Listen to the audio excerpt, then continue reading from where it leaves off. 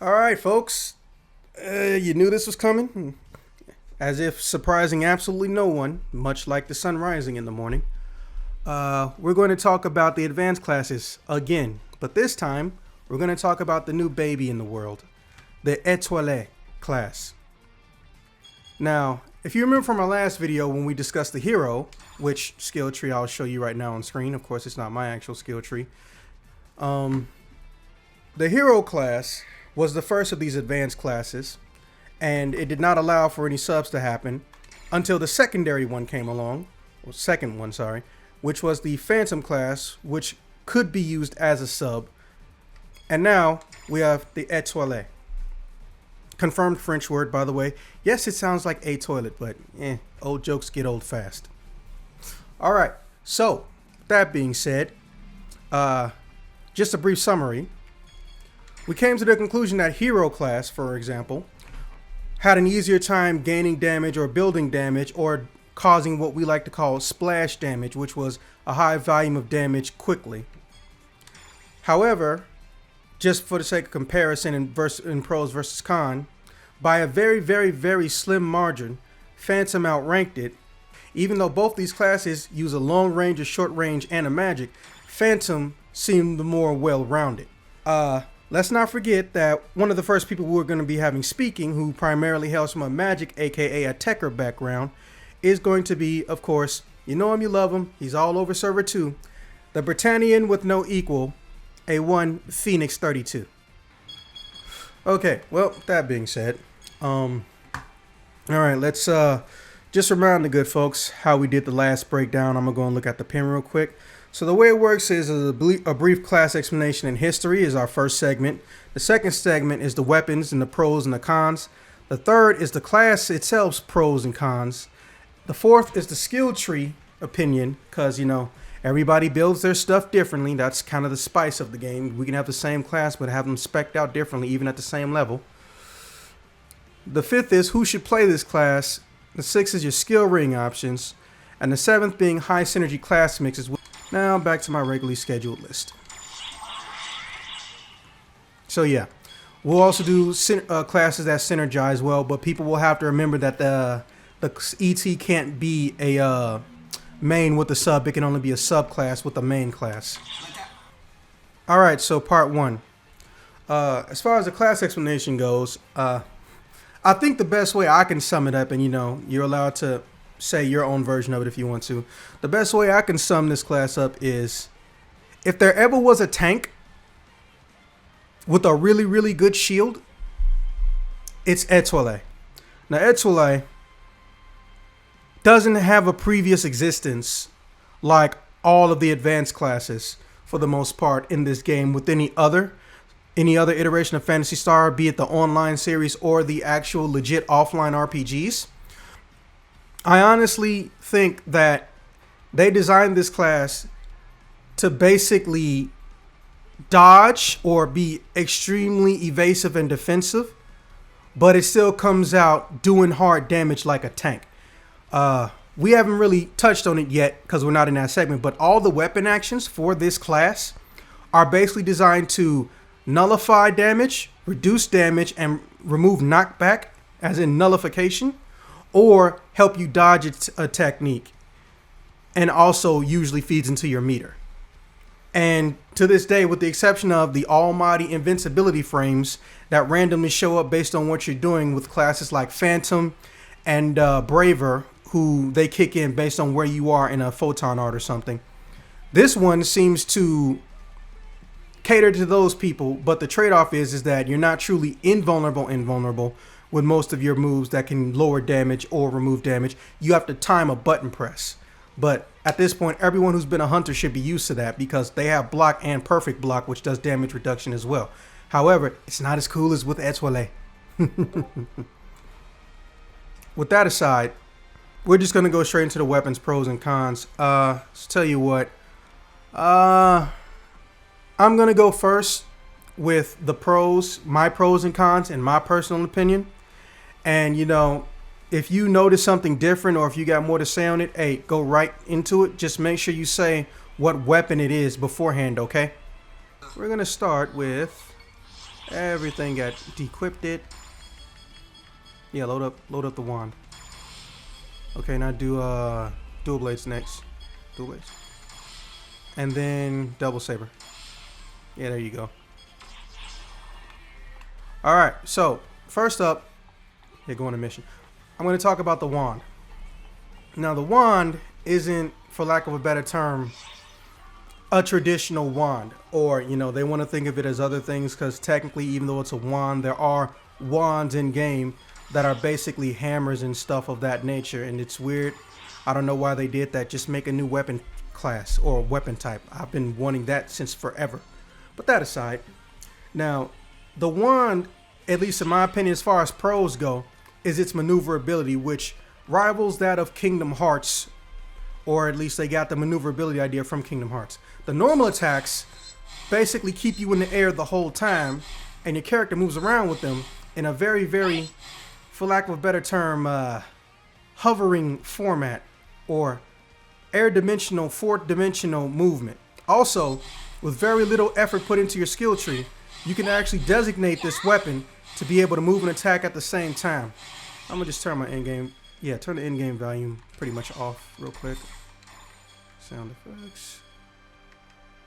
And voice 2. Now, that is a blessing and a curse, or rather it's a pro and a con, but let me tell you why it's a pro first. Because as you can tell, based on the way the lines are swinging, this thing is really meant to hit multiple enemies at a time. And if you can go around them in a rotation, something like this, it's actually really cool.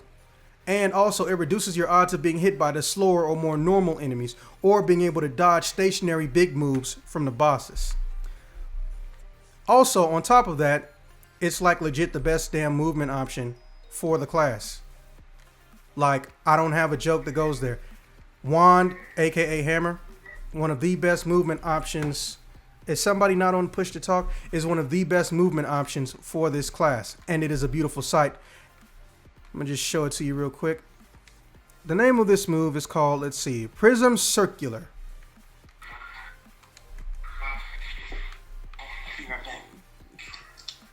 See, you create a barrier of doom and death, and as long as you hold down the button, you can move. Also, if you go into third person with it, you can actually hover up and down on the screen. So if you want it, you could go so far into the sky, enemies can't hit you. Although it's going to be dumb because now you can't hit your enemies. Oh yeah, I should mention this now. Etoile cannot use magic. Some people consider that a con. Some I don't, and I won't mention it as such, but everybody has a different opinion. Now, because it doesn't use magic, that means you can't abuse going off of the screen or something like you would traditionally be able to with Phantom or Hero, who have an easier time, just abusing something like that in general. Excuse me. Fighting back a sneeze. And that's my pros for the hammer, aka wand, for the most part. Maneuverability and the fact that you can legit fly. Now, moving on from that. No. Go down to the twin blades. Yeah. Now, moving on from that, besides my extremely cool camo I have on this thing, we're going to go into the twin blades pros. Now, the twin blades pros, well, some people say pro, some people say con, but for me, I'm more heavily towards the pro, and I don't consider most of the pros universally having a back end issue. Now, the biggest issue that you're going to come across with the pros as far as this is how well you can master the weapon action. As you can see, those two spinning blades I have on screen come up anytime I press my weapon action button. Now, as I mentioned earlier, that's kind of like the block for this class. Unlike the hunter who can block with every weapon, you get a special weapon action that does some form of deflect, dodge, or barrier for defense. In the case of the twin blades, correct me if I'm wrong, but it's deflect. So if anything touches this, a portion of the damage it was trying to give me will go back onto it. And on top of that, I take no damage. Also, it can even be activated while you're doing your photon arts and your normal attacks and specials. That's one of the main things I like about it over the hunter's version of a block, because it happens as long as you're tapping the button and the animation is ended. It is beautifully cool. Now, let's see what's another good pro. Also a very unique pro or ability of the limit gear gauge is the fact that you can actually legitimately use certain weapon actions to build meter, as well as you can also boost how easy or hard it is for you to build meter on this particular weapon. Yeah. Life is pretty much difficulty, but let me... Much appreciated. So yeah, one of the things I like about this class is also the fact that every single move you have, with the exception of one, allows for some level of maneuverability in motion. In fact, let me go put a few more of the class skills on right now real quick, and you guys can see what I mean. Oh, sorry. The audience can see what I mean. Boop. Boop. Boop. Forgetting something. Oh, there it is.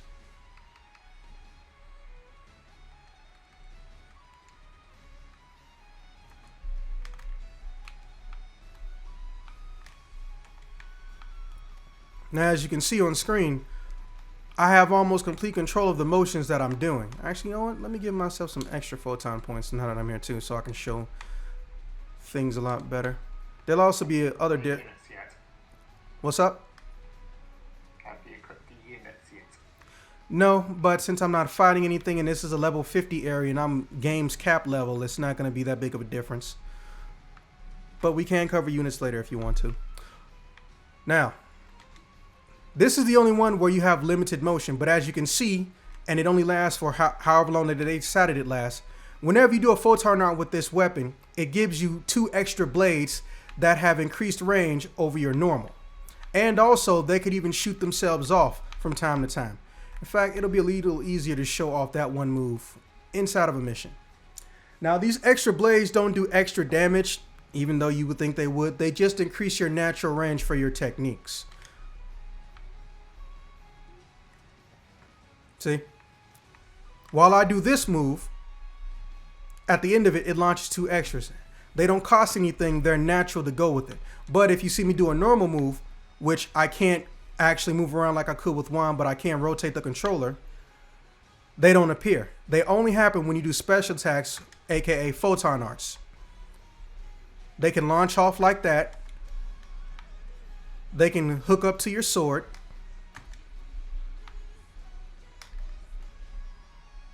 And like I said, they overall increase your range. Keep in mind though, once you finish your photon art, no matter what you see, those blades will disappear immediately the minute you start pressing any other button. So they're only there for show. And it's a bit of a weird show, because why have them touching your blade if you can't swing with them? I don't know. Sega do what Sega do.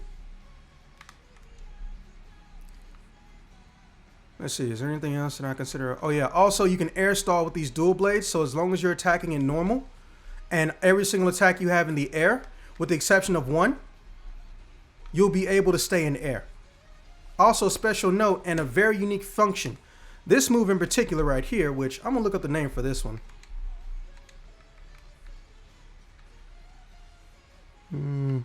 Vertical flow. Vertical flow is the only photon art I've seen in the game that has a built-in cancel in the middle of itself. See? And yes, you can keep going up indefinitely as long as you have photon points meter. I don't know why it's like that. You can cancel, instead of just being able to cancel into a block or a dash, you can even cancel into normal attacks or a photon art after you do it. So quite literally, no enemy is really out of your range. In fact, you can get out of a lot of enemies' ranges. I don't know why it's like that. It might be an oversight, but hey, I love it, especially when I need a quick elevation, or you can use it as an alternative way of dodging a low swinging attack. Now we go into the cons. Okay, I'm gonna just come out and say it. Maybe it's a personal con. You guys, you know, y'all can feel how y'all feel when it's y'all turn to talk about pros and cons, but, or or corroborating, I feel like the weapon action deflect for the dual blades is one of the hardest ones to gauge correctly, because unlike the other ones, it's out the longest. Just do a quick comparison real quick. All right, wait, forgot to put the weapon action on.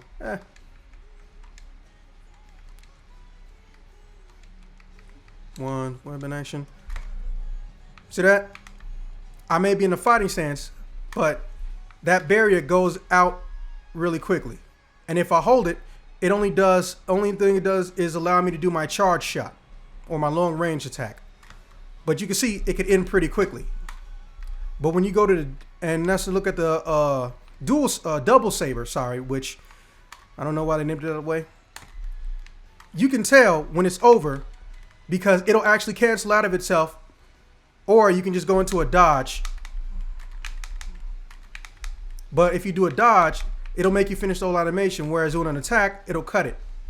But when you have the twin blades or dual blades, whatever you prefer, I say twin because it's less confusing. The point of when it's active and inactive is harder to gauge.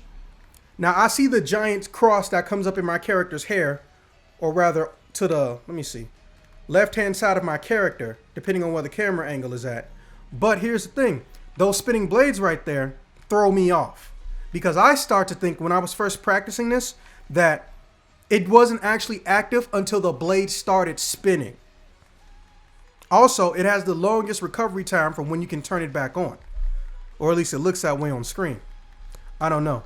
I'm running the game in 120 FPS, and the recording or the broadcast for you guys is in 30, so everything's going to look different to everybody. And plus, YouTube caps everything at 60 frames.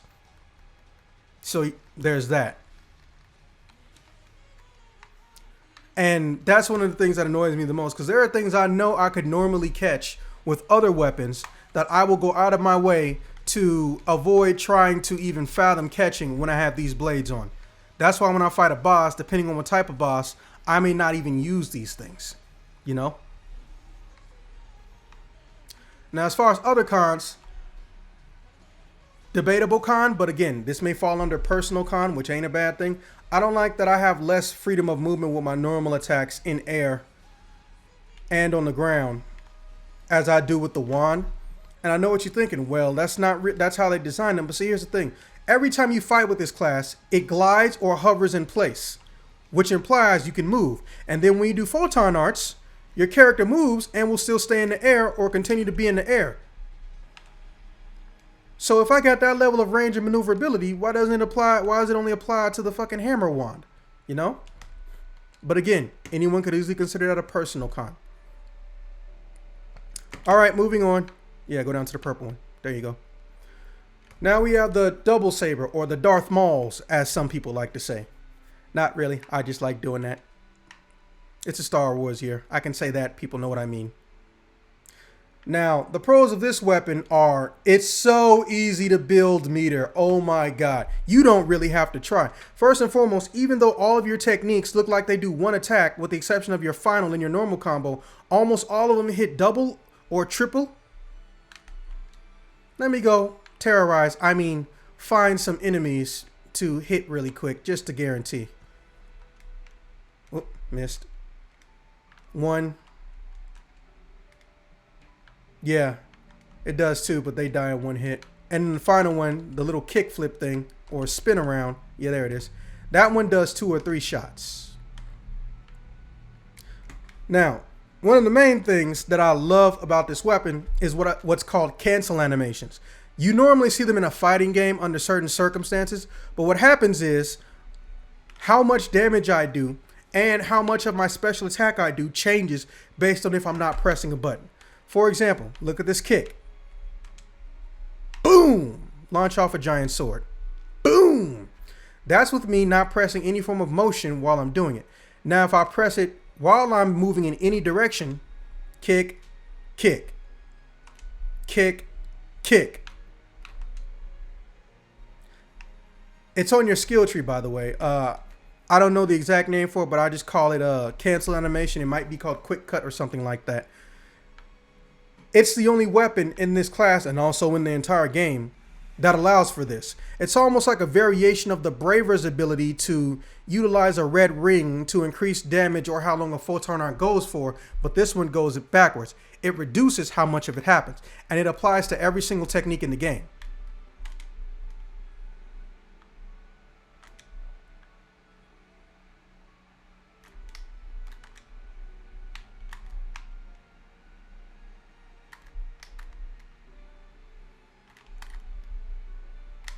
There you go, just for quick examples. Now, when you build meter with this one, your weapon action is a dodge or a parry, as you can see. However, if you double tap it, you get a 3-hit combo that costs no meter whatsoever. So basically, it's a special attack, but the only one you can do indefinitely. It's not considered a normal attack, as you can see me pressing the weapon action button, and it costs absolutely nothing. Now another pro, oh wait, let me get it to show up, is the gold line, or the gold lines you get used to seeing after photon arts. Now see, what that does is if you were targeting an enemy whilst that gold line was up, your character will warp towards the enemy that you're targeting to increase your chances of being able to continue your combo string. So let's say I do something that annoys the hell out of me, but you know, it is what it is. This move, which is obviously doesn't need to be a combo ender, when that line shows up, I can press my normal attack button and I'll zip over to the nearest enemy or whatever enemy is still being targeted. Pay attention to your reticles. Your reticles get really important when you're using this class.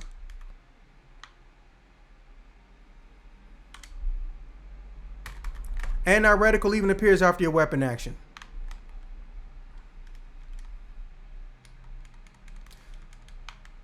Now, what's another good pro of this thing? Oh yeah.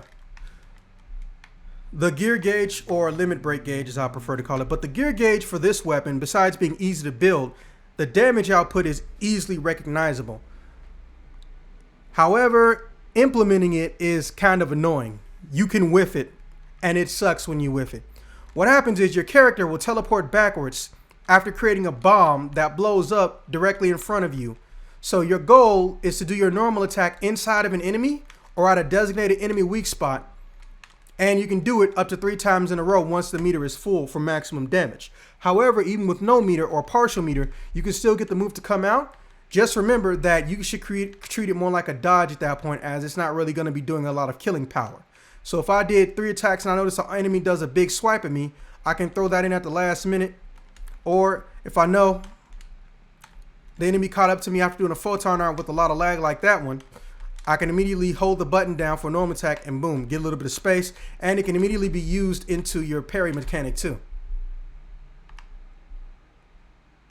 I love it. It's easy to build up. I honestly don't have a lot of bad things to say about it. Also, side note, it has one of the fastest moving photon arts in the game. Now, remember, fastest moving is not best traveling PA, which is this.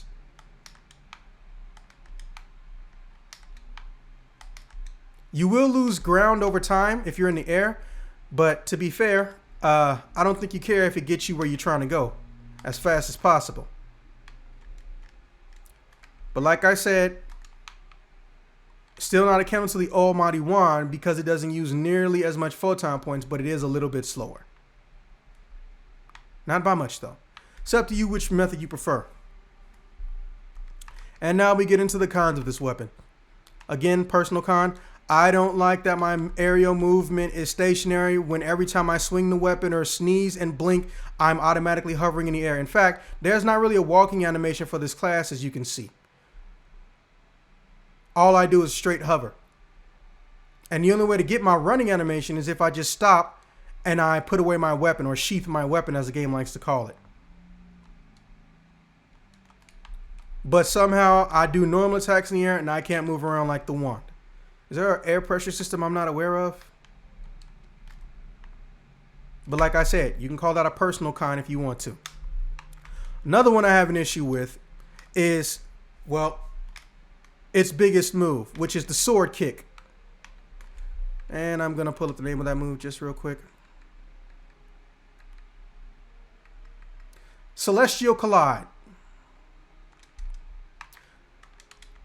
After you activate this move, you only get one time before the full move comes out where you can cancel it. And I don't mean the quick cancel, I mean with a normal attack, which is once you do this part, you can stop at any point in time. That's why you see that first circle right there. That's the game letting you know you have actions after that. But if you want to do the most damage, all that time in between then, you actually can't do anything whatsoever, as noted by there not being a circle. I have to wait that long. Now, I don't have the exact frame data for this game, and personally, I don't think anyone does, or not too many people have logged it with the Etoile class yet, but that could be a life ender. Obviously, it could be used for evasion purposes, but again, the weapon action doesn't even kick in until afterwards either. That bugs me. So basically, you're limited to doing this just to save time, even though this obviously does way more damage and can, go through enemies as well. Other than that, I do enjoy the cancel animation, but also that's a con in and of itself because when you do these canceled animations versus the full animation, you're doing reduced damage. Real talk, you're doing reduced damage. Now, if there was a way to shorten it, with your skill tree and still do the same damage or put some of the skill tree that aids that, I would be all for it. But unfortunately, at the time of this recording, there's nothing, and the class has only been out for a month. It's the baby class. I don't mean as in it's inferior. I mean as in it's brand spanking new. You can still smell the baby powder on this class. No diaper rash.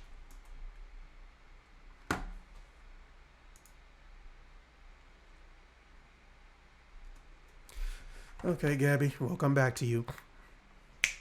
Now, that aside, that's all I got for pros and cons for these three weapons. Does anybody want to add anything extra to it or talk about their pros and cons if they have something different for these weapons? Nope. You got anything, James?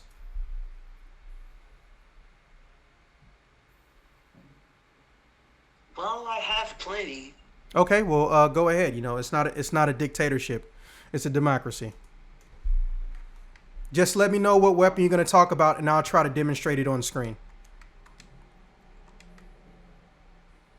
Well, alrighty. Let's start with the dual blade.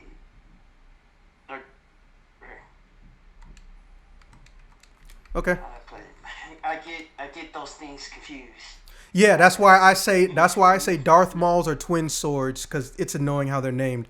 All right, so do you mean these, or do you mean the one that's connected, the Darth Mauls?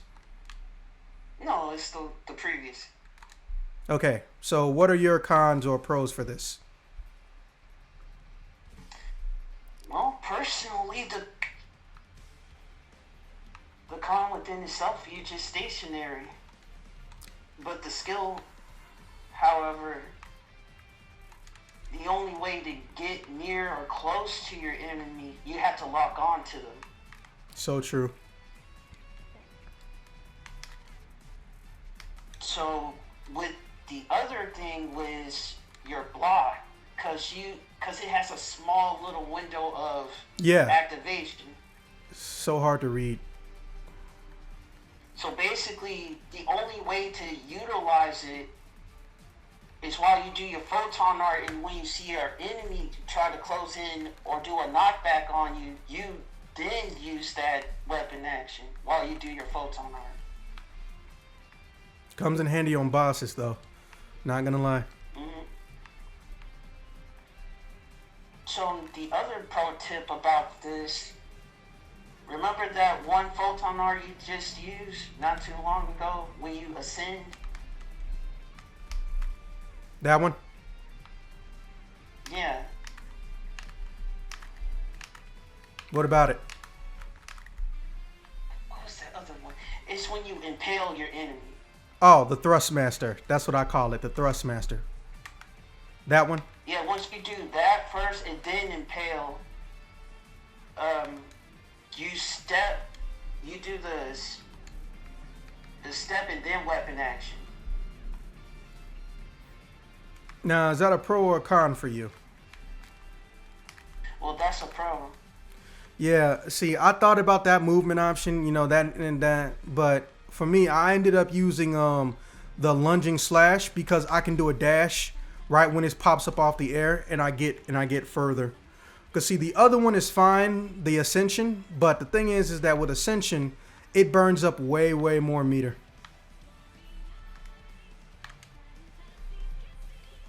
Yeah, that's true. Because you need, basically, if you try to keep photon power safe, you probably need your starter for like light stream to have photon reduction.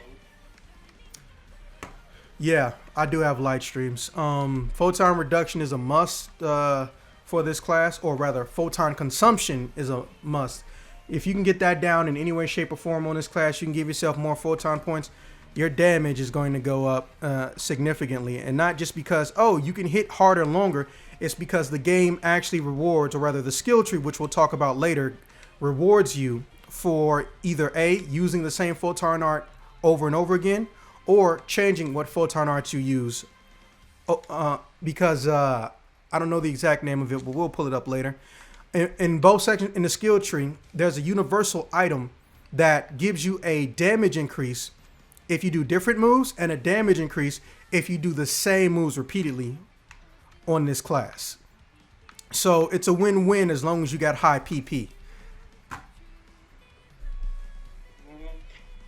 Yeah, and it's most important for the S abilities as well. Okay. Now, do you have any cons for this weapon?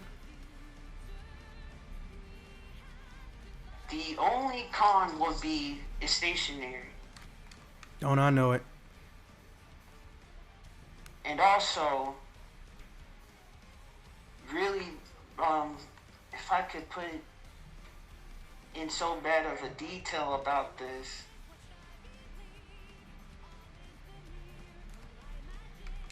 that, what was it? I'm just trying to look for it.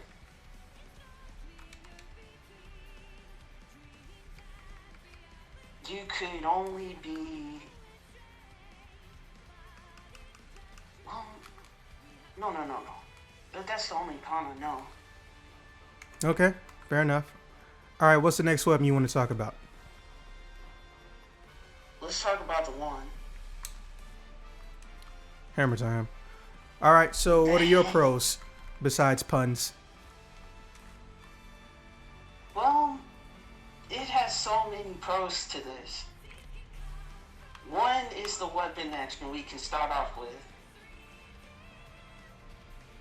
Pretty much you can guard around 360. Yup, fucking love that. Like an Omni guard, pretty much. But also, when I realize and experience when I do the Darth Maul's Elder EQ, at the final phase that we have to actually fight himself. Do you know that little weak point that is on the top of his head, right? Yeah.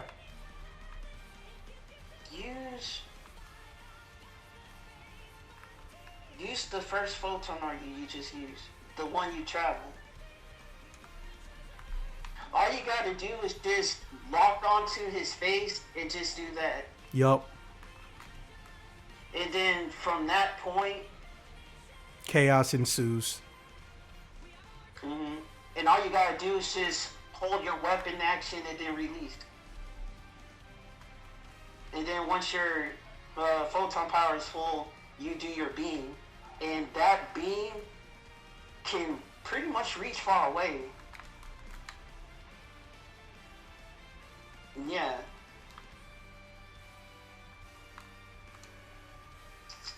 Now, the other pro about it, like I can just recollect, you can pretty much move everywhere while you use your normal attack, really.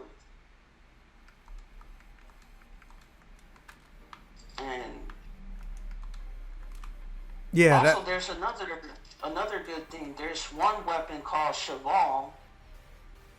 Now, I don't think you remember the Cheval weapon well. Mm-hmm. Should the Cheval wand or Cheval hammer? Yeah. Well, I used to have it. I've got the armor for it, but yeah, I know what you mean. Huh, I think I know her. Okay, so what was it about the Chevelles? If your photon power is max and you just use one, you just use any, and it just depletes to 0. You with the Etoile's, with the Etoile's advantage with that weapon, you can pretty much use Black Hole Rhapsody, the beam itself, and you just spam it until it's full. Because using that weapon, I would highly recommend it. That with Lightstream. Nice. All right, so what are your cons for the weapon, if any?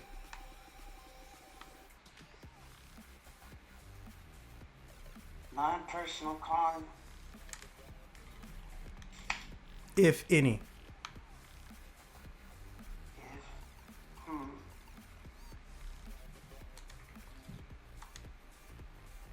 Honestly, besides with Hero and Phantom that I've been using, it doesn't have the step counter.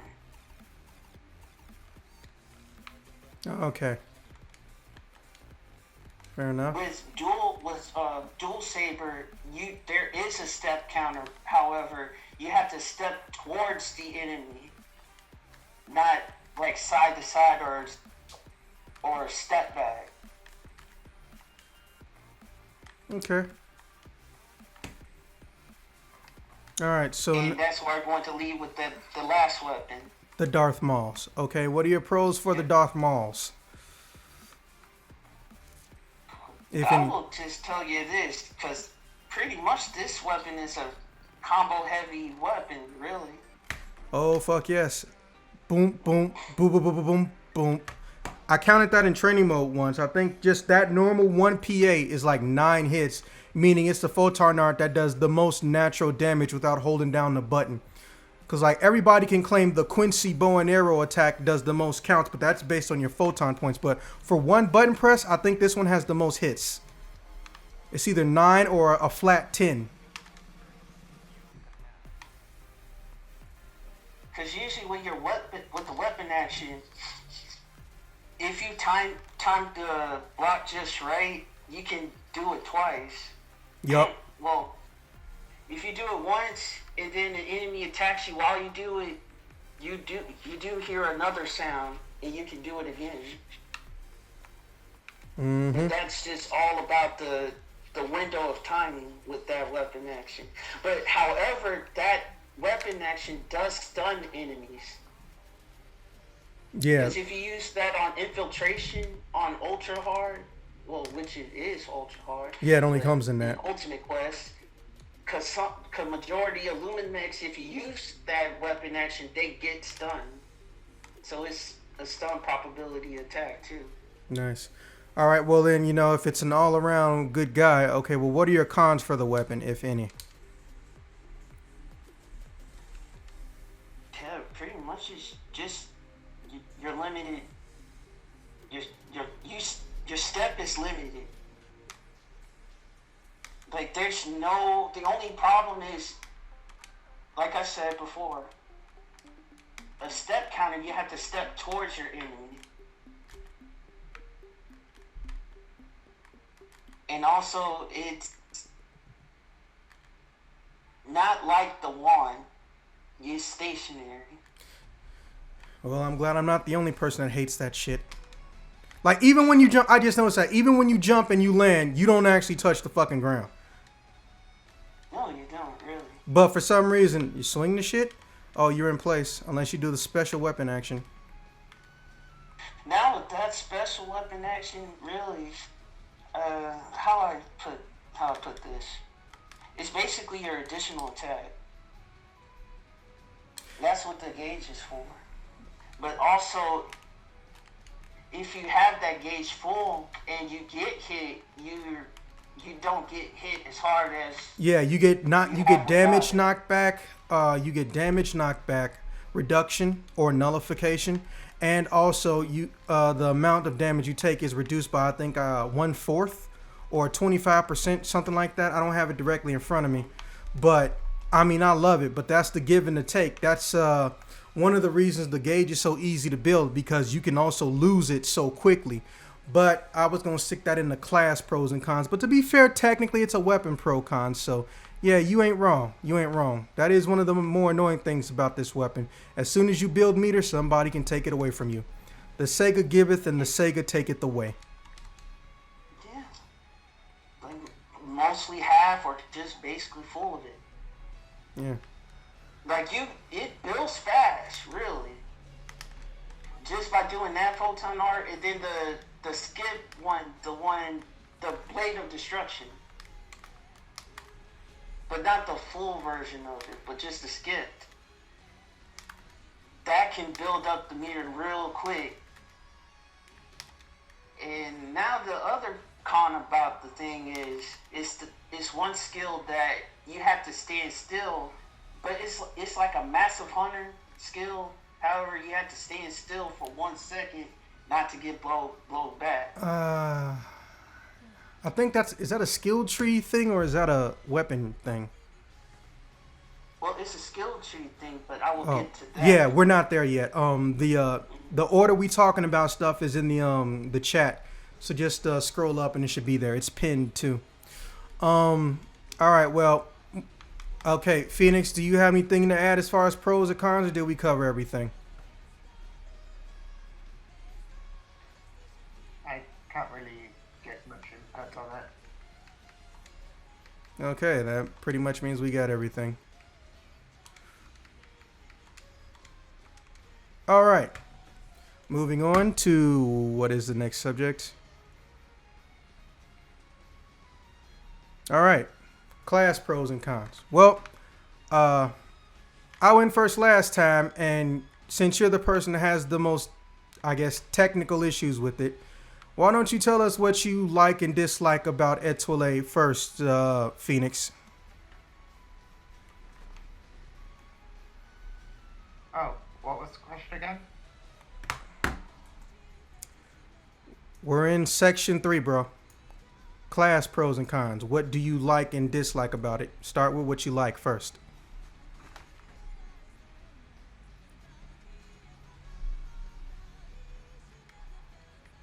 Again, I really haven't played this class that much.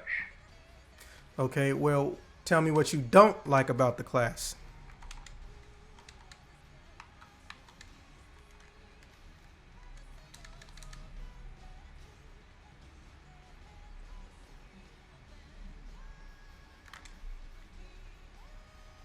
Can't really think.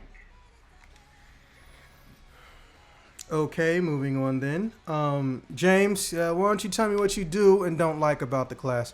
And just remember, if it's on the skill tree, don't worry about it. I'll have it loaded up on screen as you talk about it, but just warn me before you talk about it. I'm heading towards the skill tree counter right now. Oh, that's no problem. You can see my screen, right? Oh yeah, I can. Okay. So yeah, what do you like, and then what don't you like about the class?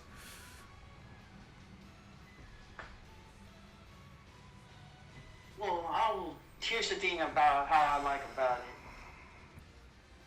it. It's subclass friendly. Okay, that's good. It goes hand in hand with Hunter. Hey, whoa, save that for later. That's the final subject. Class synergy is the final subject. It's Class energy, okay. yeah, you see it? Are you looking at the list? Yeah, I looked at it. Okay. No, that's fine. It's not. You can still say it as a pro. Just don't go into detail until we get to part 7. Okay, cool. But yeah, it's subclass friendly. Also, it's pretty much your go-to tank class if you're trying to be as a successor from Hunter to this. Also,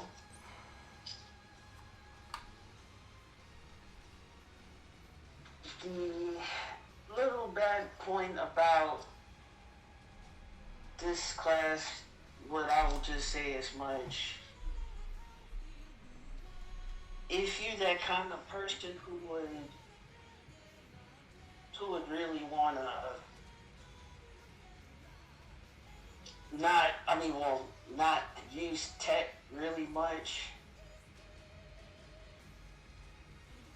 that's really well, it's not technically a downside to it, but That's why I say personal pros or personal cons it's when it's something personal. like that. Yeah. Yeah. Okay. I mean, that benefits me because I rarely use magic, even when I'm a hunter or a phantom myself. Look, I straight up have Resta, the healing spell, Anti, the status effect remover spell on my hotkeys, and then I forget about magic unless I have it on the magic weapon. Sorry, magic Yeah, people. Sorry. but hmm but to get back to the good side about it, but yeah, this going against hero, to be honest with you, with that flat damage bonus, which personally I never use, honestly, it Flat. does compete. It does compete with hero. Plus, you also have PP save, so it's basically power in conserving your photon power at the same time. Because that's what is technically what this class is, along with defense as a bonus. Okay. Fair enough. Any thing else?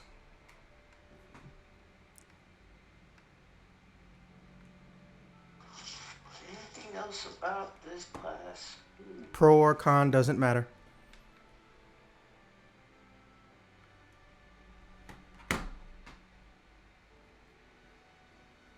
Well, if you wanted to be balanced, if we go with the equipment wise, right?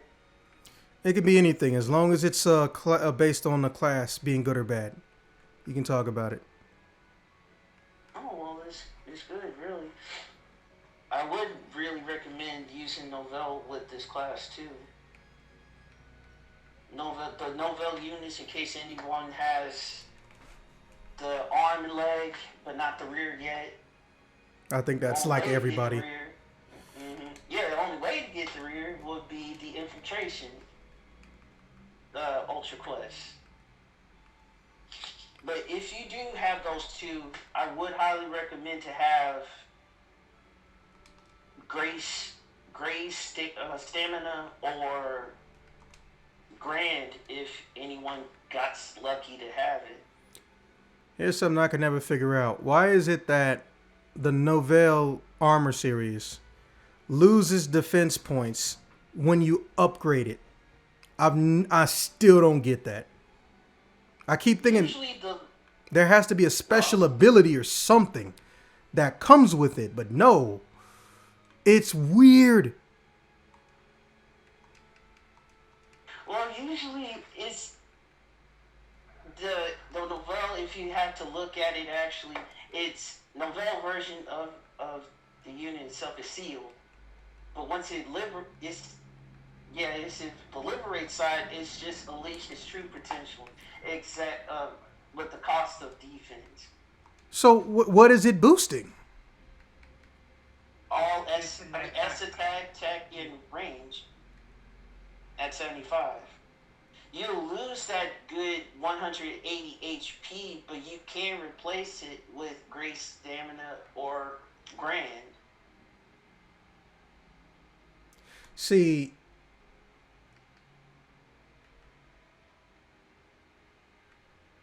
So basically, you only gonna lose like 20 HP. the HP wasn't my concern. It's an armor unit, and even though it's a rarity, I'm one of the few people that actually values defense on his armor. Despite what is on the screen right now, these are some of the default things they came with. But see, look at it from my perspective. I spent all that time unlocking the liberate for the leg, right? And the leg, actually, wait, Let's see, that's novel. Yeah, I get the liberate leg. The liberate leg extra defense is about 15 because this is a striking, so it only counts striking on front.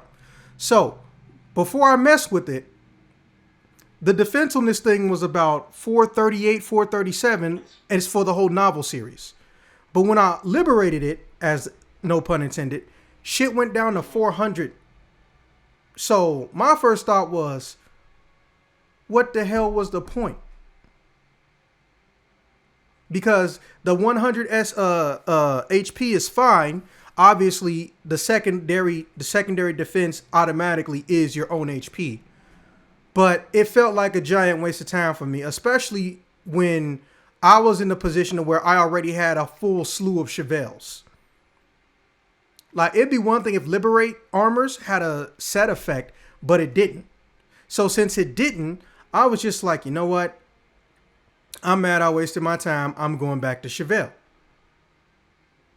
Because as you can see, just based on the leg Chevelles, if I change to leg Chevelle, look how much I'm losing. All of these are minuses. There's no benefit to using a leg Liberate at max near base stats versus the leg Chevelle the game throws at you.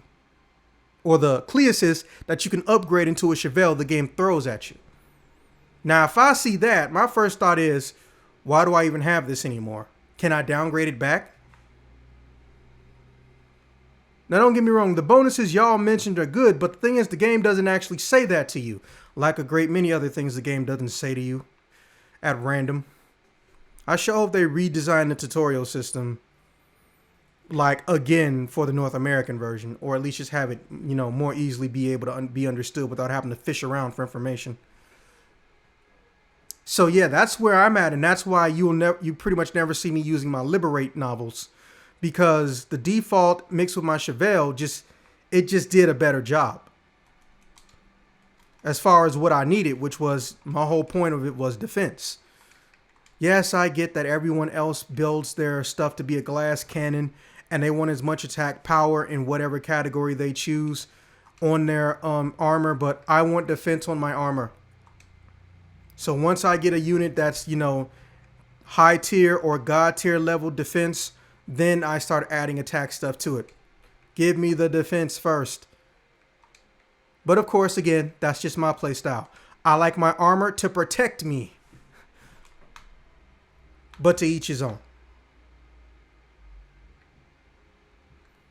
All right, now did you have any other pros or cons?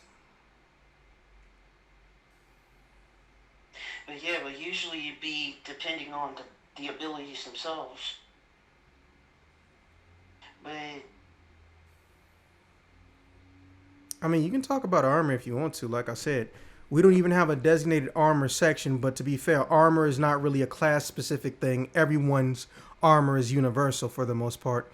It's just a matter of, do you have the stat requirement to put it on? the stat requirement. Yeah, based on whatever armor you decided to talk about at whatever point in time. Okay, well, with that being said, you know, I'm going to go into my pros and cons for the class.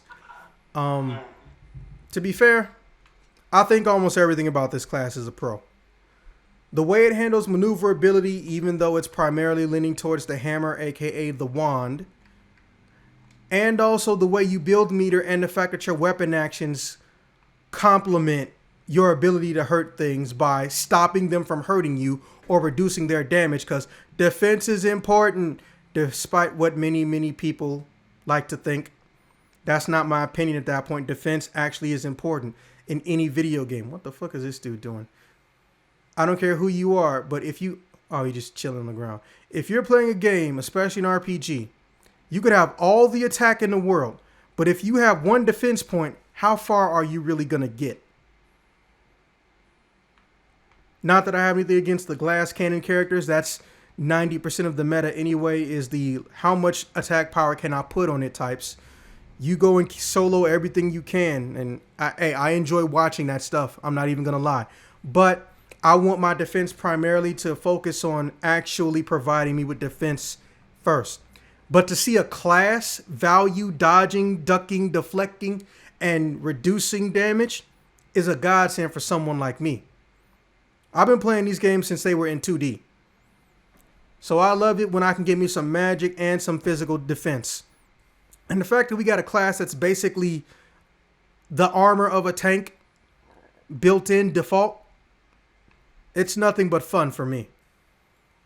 I do think the way it attacks is a little bit more Kingdom Heartsy whimsical than I would have liked. But to be fair, that's a very, very, very minor gripe. It doesn't bother me that much, especially when I'm, I don't know, kicking ass. So for me, another pro is the knockback nullification.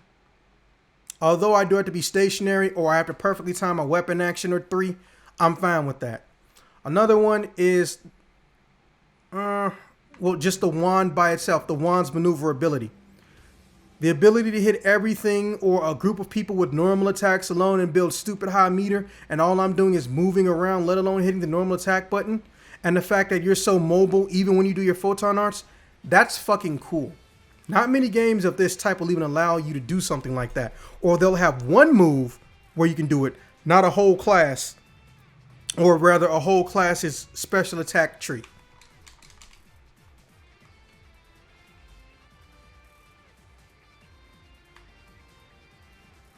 So,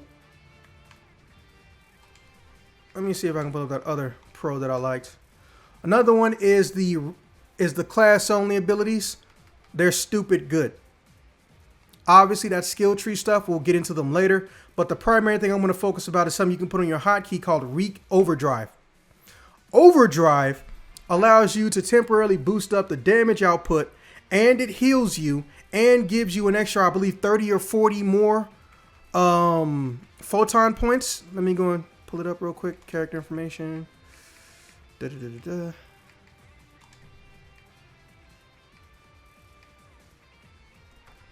Activate to recover all of your HP and your photon points of your entire party as long as they're in the same room as you, and increases your maximum photon points by 50. Okay, it's 50. Mind you, it only lasts 20 seconds. I don't care. You can kill a lot of things in this game in 20 seconds. Or imagine a team of 12 people with higher photon points and a full meter for 20 seconds. You can do some good ass damage. That alone puts it in a rare category of being a non-magic support class, or the equivalent of one. Because that option alone is something that no other class has. Magic users can buff your attack. They can buff your defense. They can even heal everybody. They can remove everybody's status effects. But they cannot give you more HP back while also increasing your photon points. That is insanely cool. Also, my favorite one, its approach to damage conversion with your strike attack, range attack, and T attack, because there's no telling what class you came from before you had this one. And even though it's a strike attack class, it's the only one that goes out of its way to let you know, hey, look, whatever your highest stat is as far as attack, I'm going to convert it so it works correctly for a striking class. You'd think they would have put something like that on every skill tree for the advanced class, but nope. ET got it, and I enjoy it. But alas, must come the cons. Only the wand has the maneuverability that I like. Only the wand, and there's no real excuse or reasoning behind why only the wand is like that. Especially since even when you jump in this game with this class, your character still doesn't touch the ground. So if you got a 4-dimensional omnidirectional movement type while you're attacking, or can happen as long as you're holding onto the button, why is it that only the wand has this issue and everybody else, they're just like, nah, I'm just going to chill right here. And then when you do a photon art, they change their mind real quick.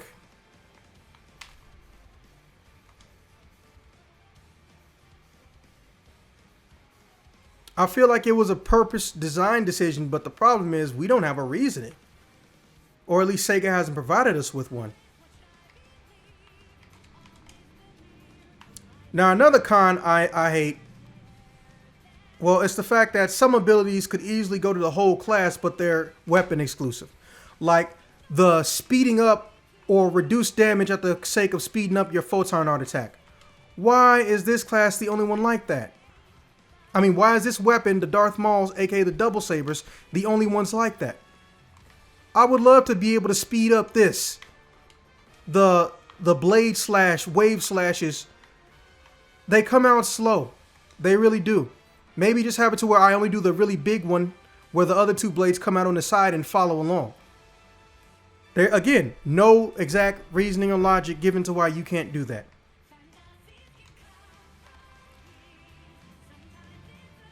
Also, probably my final con, if you can call it a con, I don't like that the teleportation ability is basically tied to a weapon actions. Why is there not like a normal attack version I can do that has me doing teleports? I have to do this for the wand to do a teleport. And depending on how I'm targeting and how I'm moving, I might not actually dodge something and I might put myself in harm's way.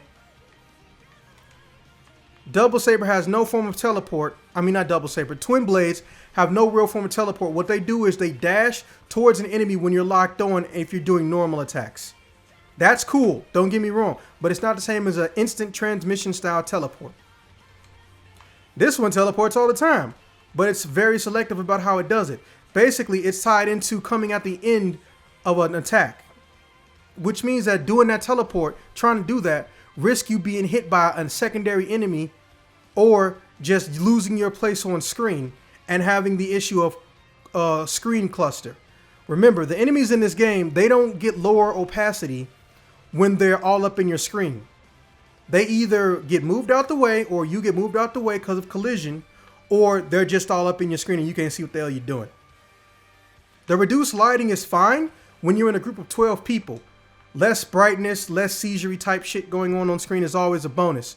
But there's nothing like that for the enemies. So that's why, you know, it bothers me a little bit. And also, why is this the only mug that can't use magic, bro? But I feel like, you know, if it could do all that, it might actually be OP. So I'll chalk up that con to just design, you know, intelligence. Because I feel like they knew if this class could literally do every single thing possible, minus use all the other weapons all at once, no one would ever play any other future classes they made.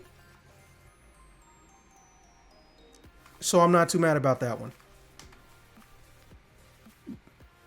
But yeah, those are primarily my only true gripes about this stuff. So I guess we can move on to the next section or segment. Not too many more left. Let me see what the next segment is. Skill tree opinions, and that's going to be the fun one.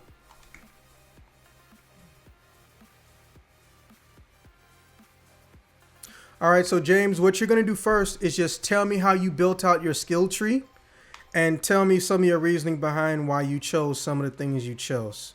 You're not ranking everything on the skill tree because that would take forever. Trust me. But yeah, just tell me how you built your screen tree, or drop a screenshot if you're in game currently, or go to the skill tree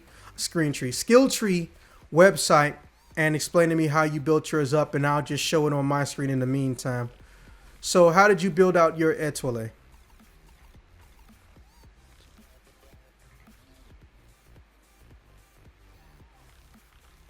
Assuming you didn't get called away to do something. Oh, no, I'm still here. Okay. Well, what are some things you put on your skill tree that you think are, you know, necessary, and, you know, why did you choose them? And I'll try to show them while I'm on screen too. Okay. On my skill tree, then.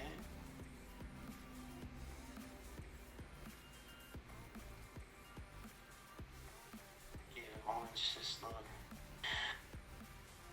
Are you looking at my screen? I know the most important thing is the damage balancer. Although it may look at its pros and cons. You're too close to your mic, bro. Yeah. There you go. Can you hear me now? No, we could hear you. It's just you were too close to your mic at the time. But yeah, you sound good now. Okay. Well, the damage balancer, I have it to max. Reason why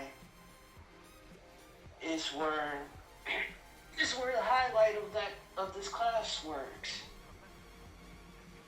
Significantly reduces damage taken, reduces the amount of HP you heal from everything not consumables, objects, and ET skills. Mm-hmm. Its only main sacrifice is where forcers or phantoms, they try to heal you with Resta. You don't get healed in interval time. Because it will set down to 1. Yep. And that's why I didn't mess with it, but it's not my turn. We'll get into that later. Well, the only means to heal yourself now is monomates, dimates, trimates, especially star atomizers. And the only biggest issue with that is with those three, those mates, you gotta be very far away from your enemy so you do not get knocked back while you try to drink. But that's when the ring called mate lovers come to play. Yeah. And you have that set to your 12-star, your 13-star unit. Yeah, I have mate lover on my 13, and I got another one with moon atomizer on my 13-star armor. For those who are new or not in the loop, or really, you should be if you're looking at this video. This isn't a class review video. Those are the tools and techniques you use to reduce how long it takes you to heal yourself with an item.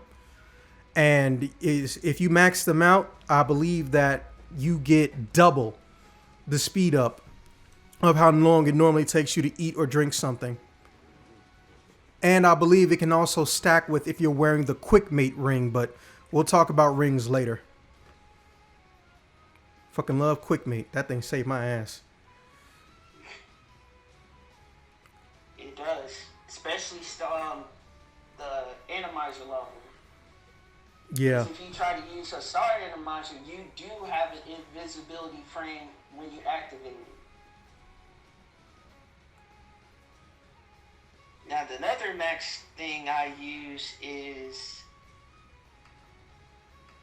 the tech BP. This tech art count bonus? Or something Yeah. else? Okay. Gain a damage bonus and reduce photon point usage when you use different photon arts continuously during a combo. Okay, yeah, we spoke on this one a little bit earlier. Reason why I set that to max is I know I'm going to be constantly using my photon art. Especially at a repeated interval or as in the reverse rotation. So I'll just start off with my first two all the way to my last and then reverse it. Cool. Versus just to mix it up and then spam the same thing until I reach my opponent at a certain distance. And that's when I have the one above it set to 2. Same art PP save. Reduces the amount of photon points consumed when a photon art is used consecutively during a combo. Photon point reduction is limited to a certain rate. Okay. Yeah, I was always That debating means you those don't two. need it. Yeah, you don't need to max that. Because the only purpose is the one that's below it. That needs to be maxed. Because 2 is good for now. Yeah, what I've been thinking about doing, and slightly off topic, but not to cut you off, was I've been thinking about balancing those two. So I would have like 5 same art PP save and 5 tech art count bonus. Because, see, even though you get more damage off the using different technique ones, you know, doing your strongest technique repeatedly at reduced cost could actually technically inch out more damage. However, that's based on a lot of other factors outside of the class itself. Like, what rings do you have on? Do your rings support continue attacks or different attacks? Stuff like that. But yeah, I feel like I'm going to balance these out a little bit more, But again, that's just me. Continue. Okay. Now for that, the ones that's right by, we going right down to those 4, starting with the HP. HP. This? A 12 HP. Oh. HP restored? Okay. Gradually recover HP when HP drops below a certain level. Usually I set that to 1. Same. I tried it at level 10 and I got pissed. Usually because it's not really necessary. I think Because what the goal... those 3, because what the goal was, if you get hit by a certain threshold, it recovers just a small inch amount. Yeah, it's weird. I think what the goal was they wanted you to team that up with damage balancer if you had damage balancer on max, because damage balancer will heal you up. I mean, it'll reduce the damage, but it reduces the healing. And if you ain't got time to get an item, or that you're in danger, you can go and just get a little bit back, and this thing will give you something like, or at least for me, it gave me like 20 or 23 HP every 3 seconds at max. And I was just like, man, that is super annoying. And if I don't have my damage balancer maxed out, then it was almost pointless, because it stops at 50%. It won't heal you to 100. It activates when you're under 50, and it'll stop at 50. So I was just like, if I sat here and waited till this thing giving me like 29 HP got me to full health and I'm down to like 20%, man, that's almost 2 minutes. It would literally be faster to use a mate. So I was just like, yeah, I was like, you know what? I don't need this, especially since my damage balancer I pretty much never use. So I was just like, you know what? Let me invest in some damage, some raw damage or some raw defense stuff. And I've yet to regret it. But to be fair, I've been playing this game since day 1. So, ain't too much stuff I don't know how to duck or dodge with or without the ET. All right, anything else you want to show off? Yeah, those other 3 below, I set all those to 10. Which ones? These? All attack bonus. Gain a damage bonus from your attack and pets. Flat attack bonus. Gain a bonus to your photon art normal damage when you miss a just attack. Standing massive. Prevents knockback launches when you're not moving.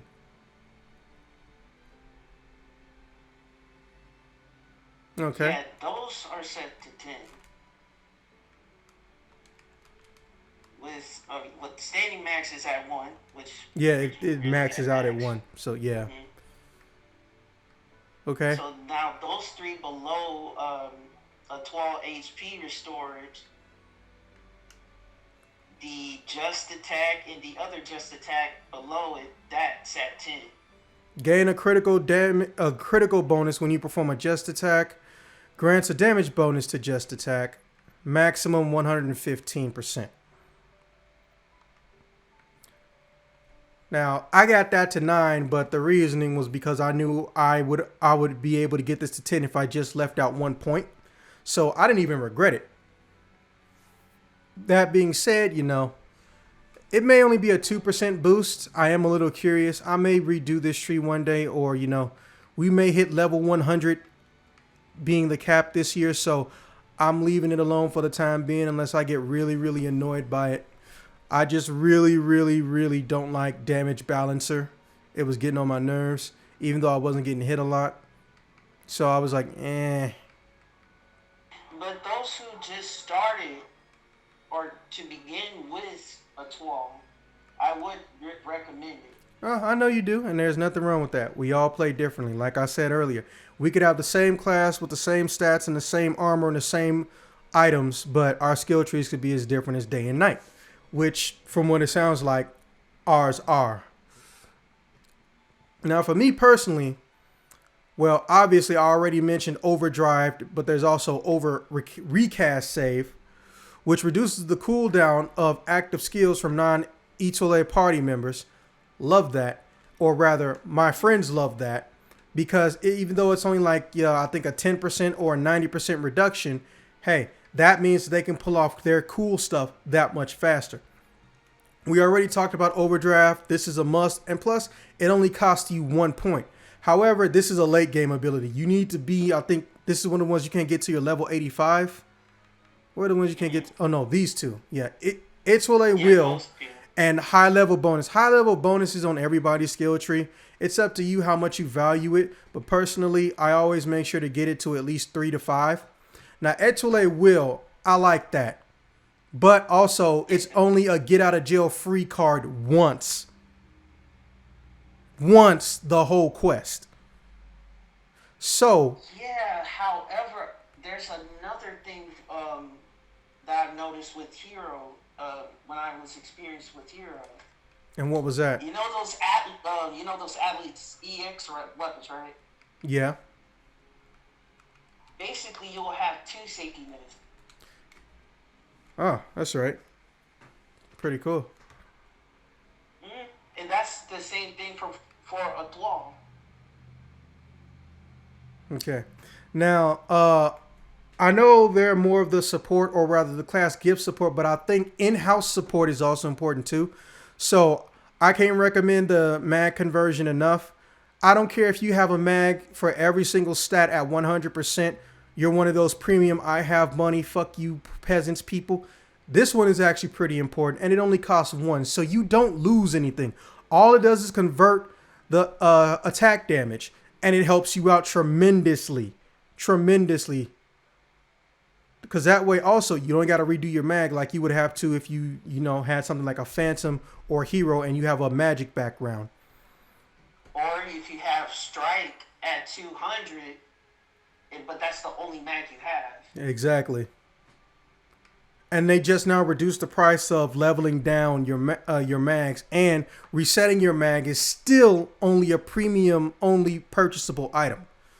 So, fuck, that's annoying, but I don't even get into that. I understand that they have to do what they got to do, but damn, some things just seem evil. Now, Just Guard, I gave no shits about whatsoever because I didn't give a shit about my photon points increasing because I blocked at the right time. Like, nah, bro. It's not really important. If I'm going to defend, I'm going to defend. And also, with all these classes, the minute you're done defending, you can immediately regenerate photon points because all of them are pretty much tied into doing some special type of attack. The twin blades, you hit your opponent with like a third of the damage they were going to give you. And you can keep attacking. So, whoop-de-doo, what are you for? The wand, if you keep holding it, you can explode into a bomb or teleport away and hit them with a projectile. So, whoop-de-doo, what good are you? And then, when you got your Darth Mauls, aka double sabers, you can go directly into a fucking parry that costs no photon points. So, this just seemed like a trap to me, and I was just like, nah, fuck it. You ain't worth it. You're genuinely not worth it. However, again, different people, different things. Yeah, because what Just Guard PP does, if you do a parry, the party member stat with you recovers 10. Like, you be parrying all day, but the benefit, they get their photon powers restored. Yeah, and that also leans into my idea of this class was meant to be a physical support class to the magical support abilities of the magic classes or technique classes, but this is English. Shit would get confusing if we said everything literal. First off, step, they mean dash when they say step. Every time you walk is technically a step. But every time in this game when you take a step or you move your character, it's not necessarily going to be a dash. That's just a linguistic nightmare right there. But I'm sure the localization team or crew will fix that or change it around. And of course, we already mentioned dual blades, double saber, not even going that route. Yeah. But yeah, I get that. But my thing is that I know for a fact that is something that is very beneficial to the homies, but it's not something I can guarantee I can pull off. Because remember, it's not asking you to it's not saying we'll do this every time you utilize your weapon action. It's every time you utilize it within a very, very, very small window. So I knew That's optional. exactly. So I knew I wasn't always going to be able to catch it. So it wouldn't be as good as something like Overdrive and Recast Save. But I acknowledge its usefulness. Now, when it came to flat attack bonus, I said, fuck it. I hate flat attack bonus with a flaming passion. I get that I have friends that live and swear by it, but I hate flat attack bonus for one very simple reason. You have to miss in order to get the bonus to kick in. Fuck But that. that's the problem. Exactly. You're so keen to just attack. Yeah. You get so comfortable. And here's over time. and here's the other thing. And Remember, that's where the lack is. and remember, with the exception of the wand, both the other two weapons, the twin blades and the Darth Mauls, they have built-in homing abilities. You pull out the double sabers and you get the gold line, you teleport to an enemy, so you're not gonna whiff. And You're then, talking about quick cut, right? yeah, no, I think quick cut is the one where it shortens how long your photon arts take. Let me see. Quick that golden line, right? Oh, skip art. Yeah, skip art. Well, yeah, the quick cut equivalent for the Etoile. They didn't say if it had a different name or not, but we'll call it quick teleport or teleport slash, whatever you prefer, because it's not named in this whole skill tree at all. I think you can only find the name in the tutorial. No, it's down there. Look. Where? Just go down once. It's right there around the double sable. Quick take. There it is. Quick. So you're right there. Quick take. What are you looking at? Oh, quick take. Yeah. Okay, so it's called quick take instead of quick cut. But you see what I mean? But it's also weapon specific. Only this weapon can do it. But once you do it, you're not going to miss or whiff. Now, then when you get to the twin blades, bro, lock on chase. As long as you're hitting your normal attack button, you're going to inch yourself towards the enemy. So I was just like, if you miss your Yeah. just attack or you do your just attack. exactly. So my whole reasoning was I could never truly maximize that or properly synergize with it because at best, only one attack is going to get whipped before something connects. Also, it doesn't tell me how close I need to be for it to kick in. Because what if I got the wand? Then what? My bad. No, you're fine. I'm on pausing in between. If anything, it's my fault. But that's what I'm saying. Like, I don't know what the exact range is for that shit to kick in. Do you? You have to purposely miss your just attack. Exactly. And then also, Or, however, like we do have people here who doesn't master it. Usually they just push and hold the attack. so true. So this will benefit those who really don't want to do just attack. Maybe. But here's my thing. I'm trying to get my damage, at least as far as my skill tree, to be very consistent. So if I have a move that gives me a damage buff, one move that gives me a damage buff by missing a just attack, but everything else gives me a damage buff to my just attacks and criticals combined, that's 2 versus 1. So my choice was predestined. I knew going in I wouldn't like it, but remember, I have like 30 or 40 skill tree resets left, so I do a lot of experimenting when the new classes come out. So I went to the danger room, aka the training room, but I was like, man, this is stupid. Plus, you can get a ring that also increases your damage too.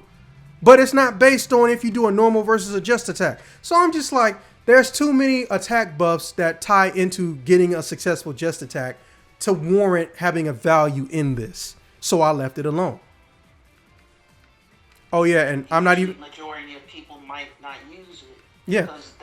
Because usually that could replace with something else. Exactly. Also, it goes without saying, I'm not going to even spend that much time on it. A round made up is your friend. You need this whether you're utilizing the damage balancer type skill tree or not. Get yourself some around made up. Real talk. Mm-hmm. Now, everything else is pretty explanatory. You know you want to get your all attack boosters. They're on all the advanced classes. They do nothing but help you. Just attack bonus and critical. As you said, James, I also agree with it. Now, tech art and same arts.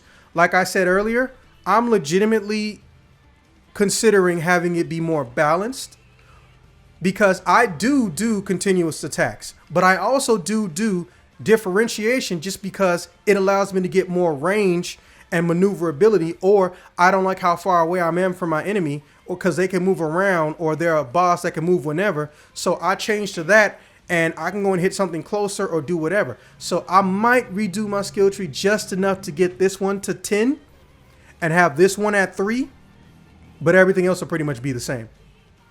But, you know, I'm always debating that because, hey, sometimes I say, screw it, I'm going to just keep hitting you with the same thing over and over again. And sometimes I say, you know what, let me mix this baby up. Because it would be important to mix it up. Yeah, that's what I'm saying. Like, I know they're both important, but I also know that there's nothing like doing your strongest move. Oh, my bad. No, go ahead. I was done anyway. Okay. Yeah, because there's some S abilities that does benefit that tech art. Mm-hmm. I would name a few, especially the S2, S3, and S4s. Yeah, they benefit from that. When we say S types abilities, just so the new people know, every single armor and every single weapon that goes past the 13-star rank has a unique ability of being able to hold 1 to 4 special abilities that can never be removed or never be lost or damaged on the weapon. And they're called S-type abilities or special type abilities. And they're really good, and they could benefit anything from how you play the game to how you heal up to how you attack somebody. I can't name them all. There's like, I think 70 of them now or 50 of them now. But hey, you can find them if you play the game easily online. Now, Damage Balancer. Yeah, Damage Balancer is one of the most polarizing ones or debatable ones. But the way I look at it, there's two types of ET or Etoile. There's, did you max out Damage Balancer or did you not give a fuck about Damage Balancer? I fell into the category of not giving a fuck because I hated the risk involved with how I'm getting hurt versus how I'm healing. Yes, I am aware that damage reduction and deflection and perfect dodging and whatnot either removes my ability to take damage or reduces it dramatically, but that's not a guarantee. That's a, you're going to get this some of the time, but you're never going to get it all of the time situation. And depending on what weapon you prefer to use, you may be good and Gucci with one weapon action on the Etoile class and be complete and total garbage with the weapon action of a different weapon, and it ends up being your strongest weapon for that class. So I knew going in after experimenting for like a half a day, I was not feeling Damage Balancer. I felt like with Damage Balancer, I was dying more than I should. And I didn't even max out Damage Balancer until I was level 80, and I'm currently at the game's cap of level 90.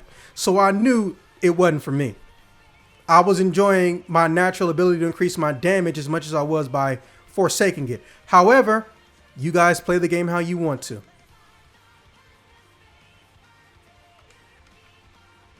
Like I said, it's really optional. Yeah.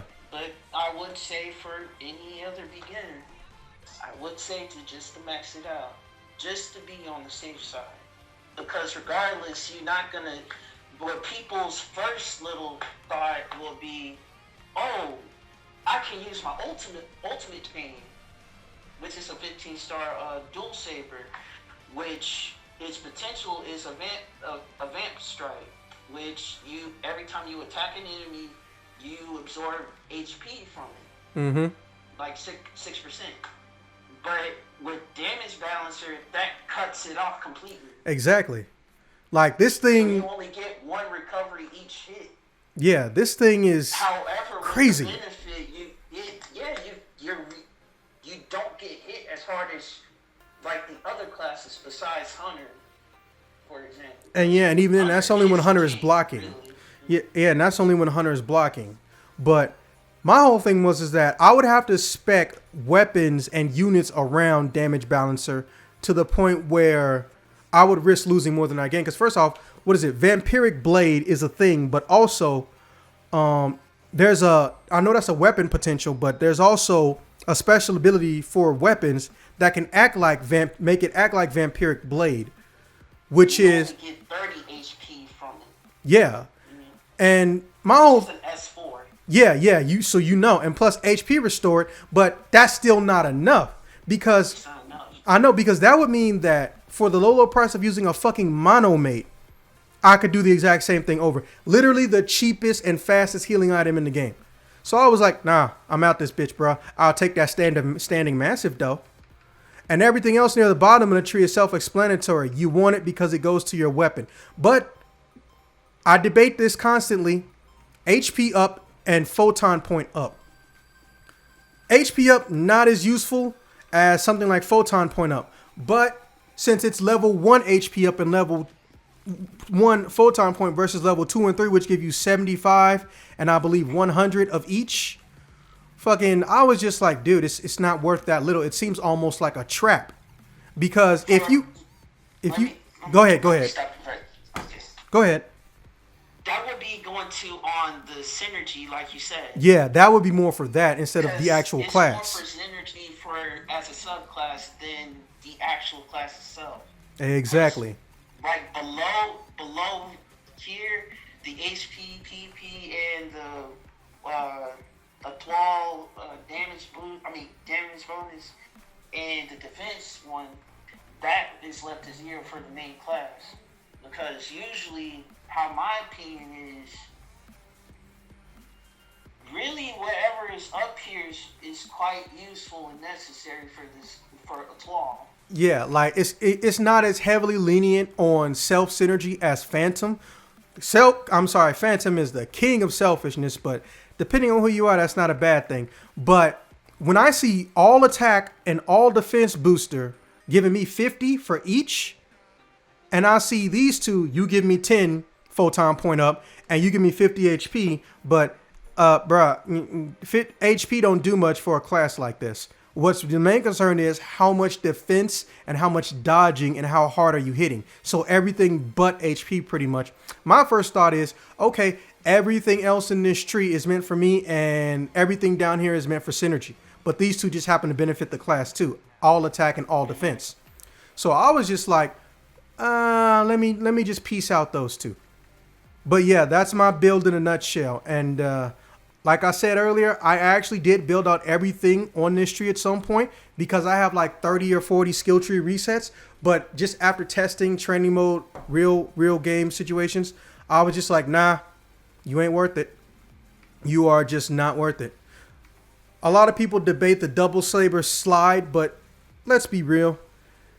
Everyone in this game is too used to using photon arts to get around in this game.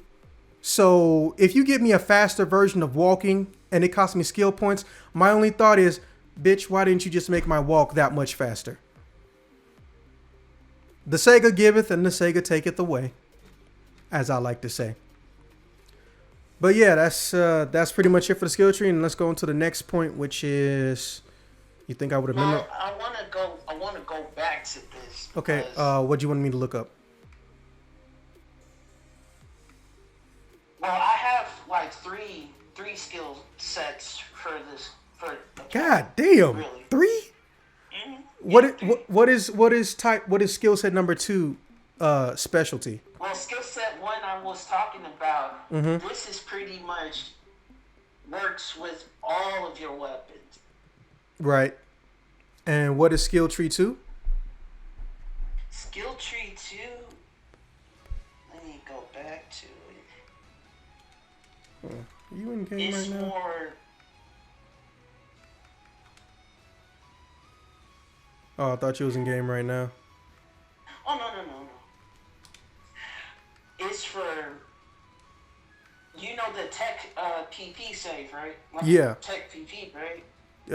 Magic technique photon point saver. Yeah. Yeah. That's set to 2, while the one above it is max. Tech arts count bonus. And no, the PP save. Where is that at? Wait a second. Go back. Yeah, I was looking at my tree. Yeah, I was about to say like that's not on this one. Same arts PP save. Okay, same arts PP save. Yeah. Okay. Yeah, that's set to max. And tech arts it was set to 2, but you got it on 3. Yeah. So your second skill tree is closer to mine then. So everything else is max except the HP, PP, and the other 2 attack and defense bonus. These two? Mm-hmm. Okay. Yeah, those are empty. Sorry to hear that. All right, now what is your third tree centered around? What's the purpose of that third tree? Is that the synergy tree? It's the synergy. Gotcha. I'm not gonna lie, that's pretty smart, you know. I got a little bit of AC, but I always debate adding one extra slot because my problem is it doesn't add an extra slot for all of your skill trees. It only adds it for one designated special one. So I never really invested in that too much. Plus, I had like 40, 50 skill resets. So that automatically means that... That's cool. Yeah, I know, because think about it. If I use a skill reset tree, like we'll say 5 times a year, that means that I got to reset the skill tree for literally every single class times 2 or times 3. Yeah, so let's see. 1, 2, 3, 4, 5, 6, 7, 8, 9, 10, 11, 12 classes. So times 2, that means that I have to redo 24 skill trees. Or times 3, I got to redo 36 skill trees. Nah, fuck that, bro. I got too many skill resets. Actually, let me go look up my number while I'm here, too. I have too many. Yeah, go to the green one. All right, withdraw items. And, let's see, you got it. Let me see. Yeah. I have 31 skill reset passes left. I'm good.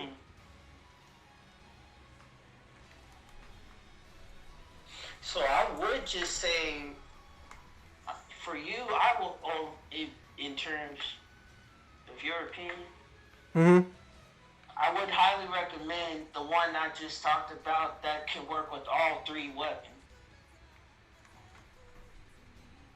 Nice. Which I will send it to you so you can get the idea, and then just mess around with it. Oh yeah, I'm always down to take advice or critiques as long as you can present them, you know, because I know you can screenshot that stuff. Oh yeah, I can. But yeah, I have one with the same PP save and then tech if I wanted to mix my photon arts up. And then the last one is synergy, and that's where you're going to that topic, right?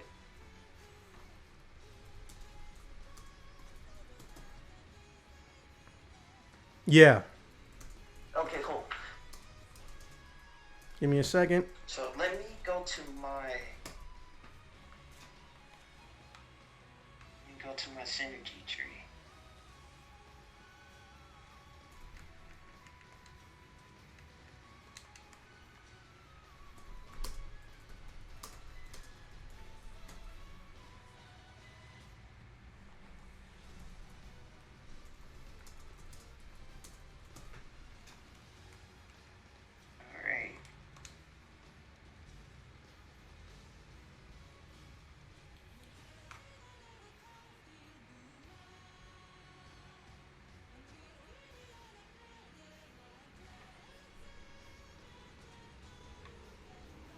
Did you find it?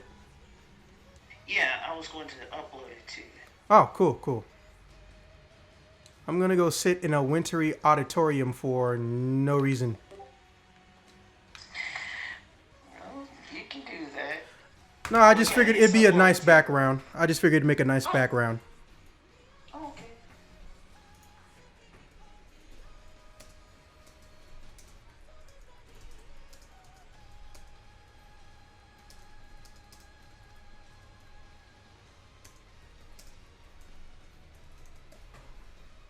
Okay, I see it and I'm gonna load it on the screen.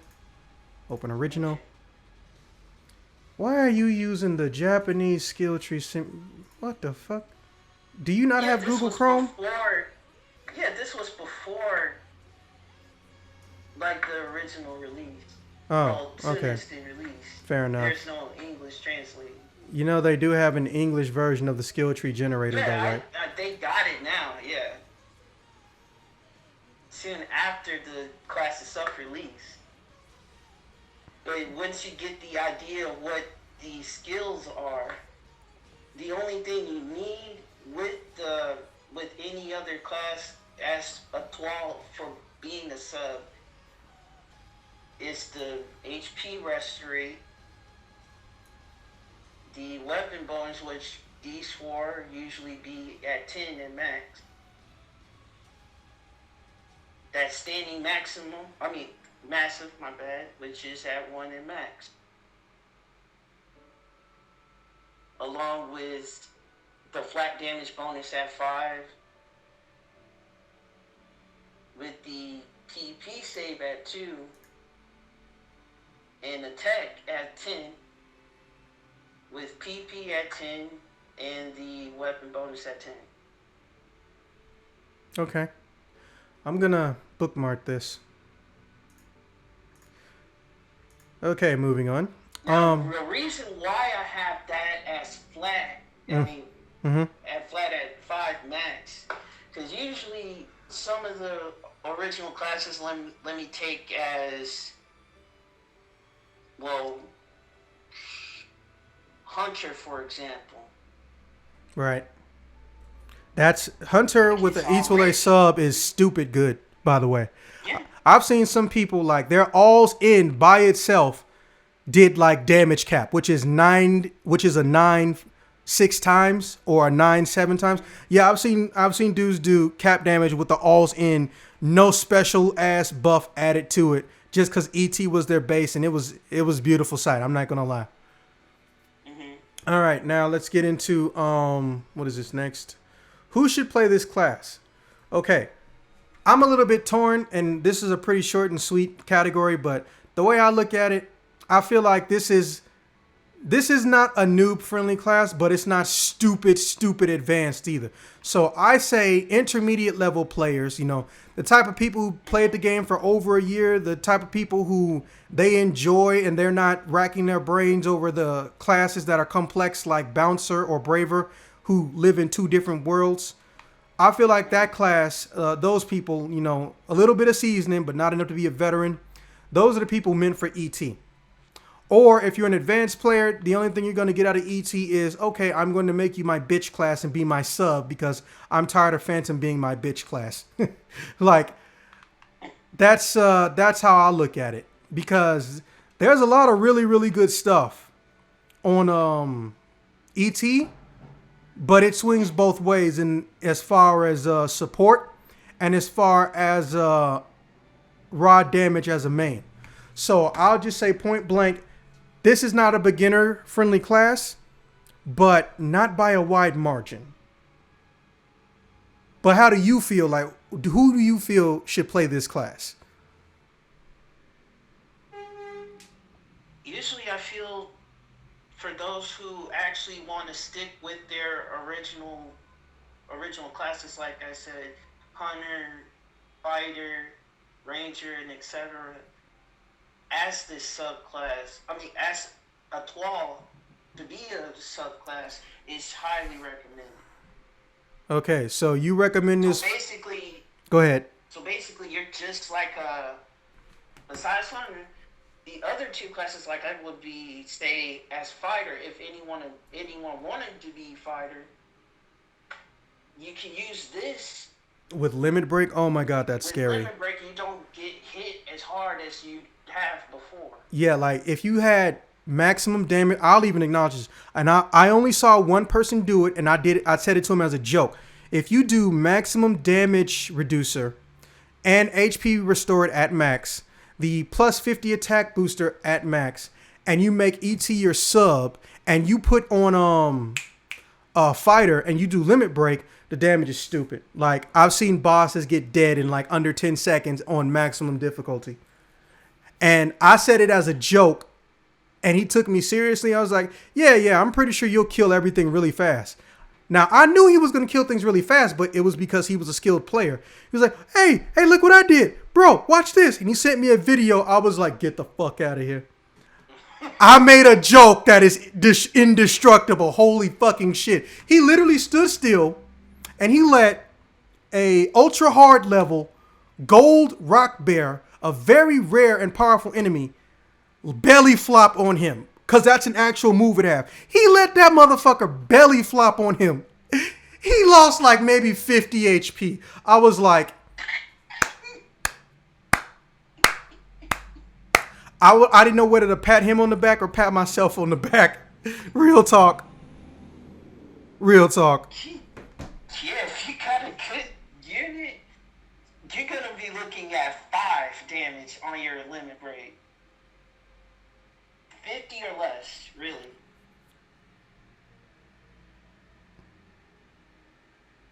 It was restore it and damage reduction, like you said. It's a heaven sent for every other regular class there is. Gotcha. So what I see with Etoile is really basically a support and tank as a sub.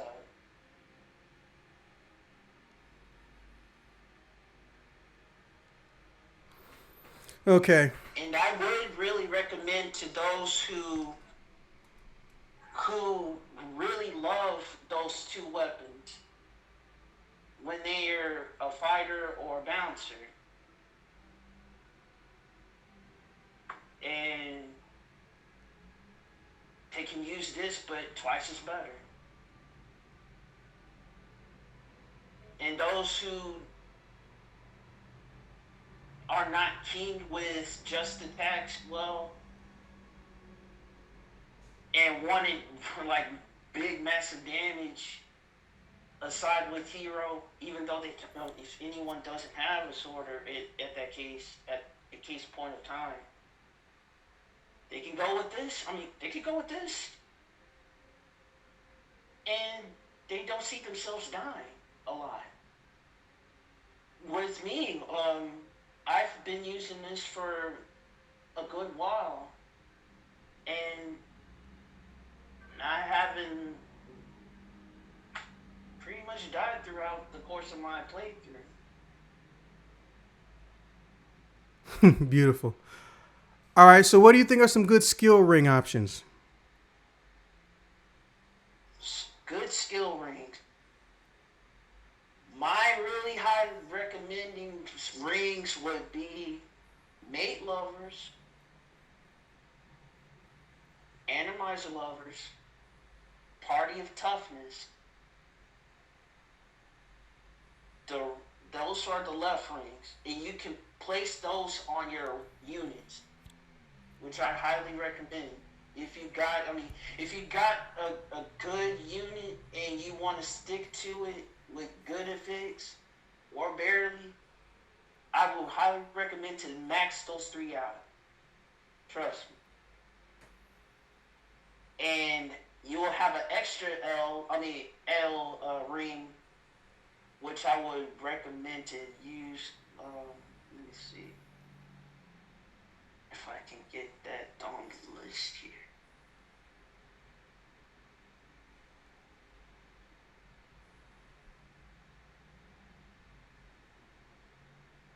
Find it.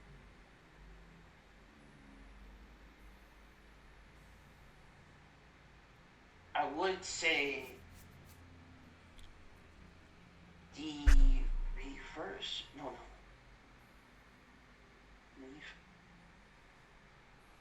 Take your time. Name. There's a name for it. My bad. Give me. Where's that ring at?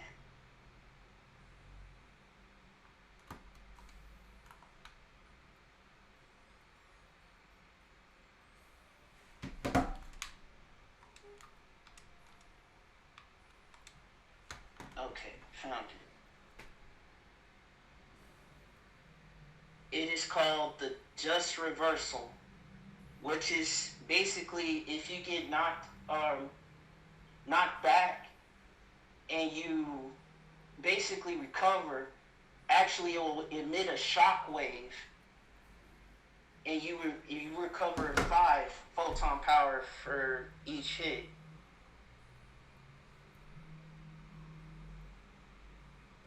Interesting. So the left ring, I would recommend to place on the units again. Oh yeah, we should mention that. Okay, so, and this annoyed me when they first came out. For you new people who, I don't know, stuck around this long for this video, first off, kudos to you.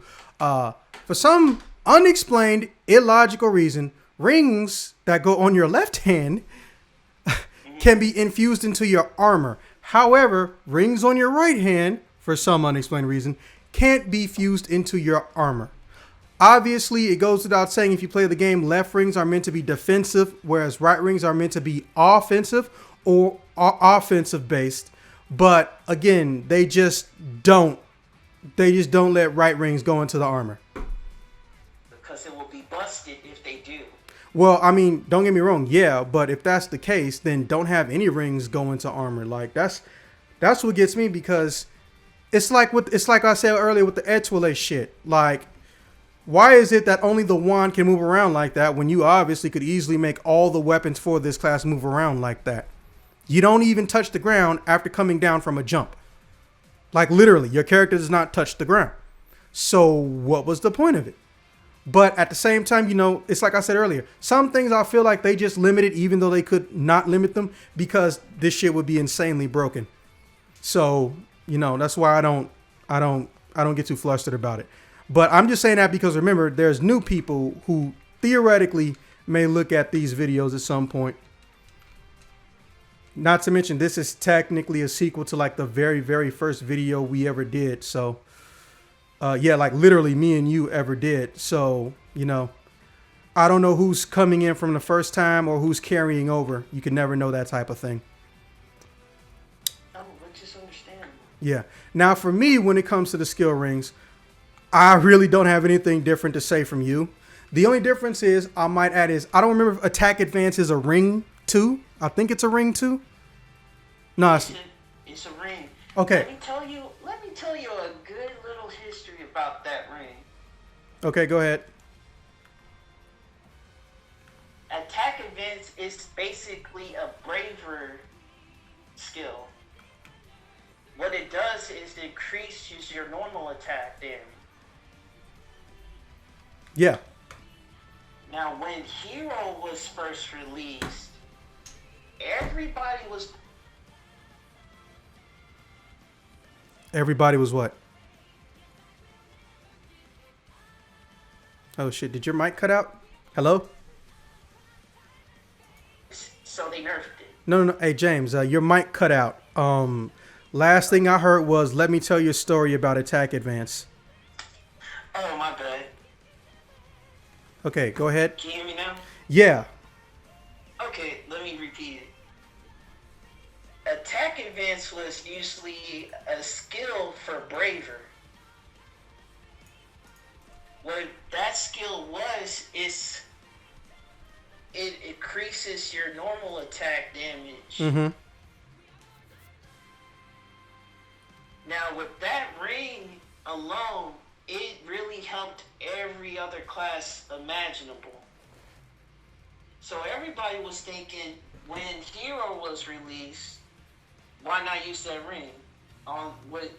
someone is really a sword-heavy hero. So Sega caught wind with this, so they nerfed it. When there was a big issue with hero being too strong. Plus with that ring alone. So what they planned was for any other two, which is Phantom and Etoile, if they have it, they gonna have like stupid normal high damage with that ring alone. So that ring is only meant for regular classes now. Successor classes can't use it. To be fair, that's pretty smart.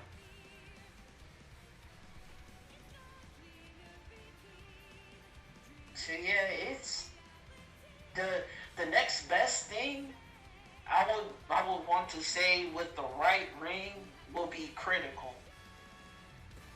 The critical strike ring. Yeah, that's the one that I have the most problem with, but I'll get into that when it's my turn. Okay. Usually with that, it increase attack. I mean critical hit or critical chance at 20%. But with another thing is there's rings called effort ring or class effort ring.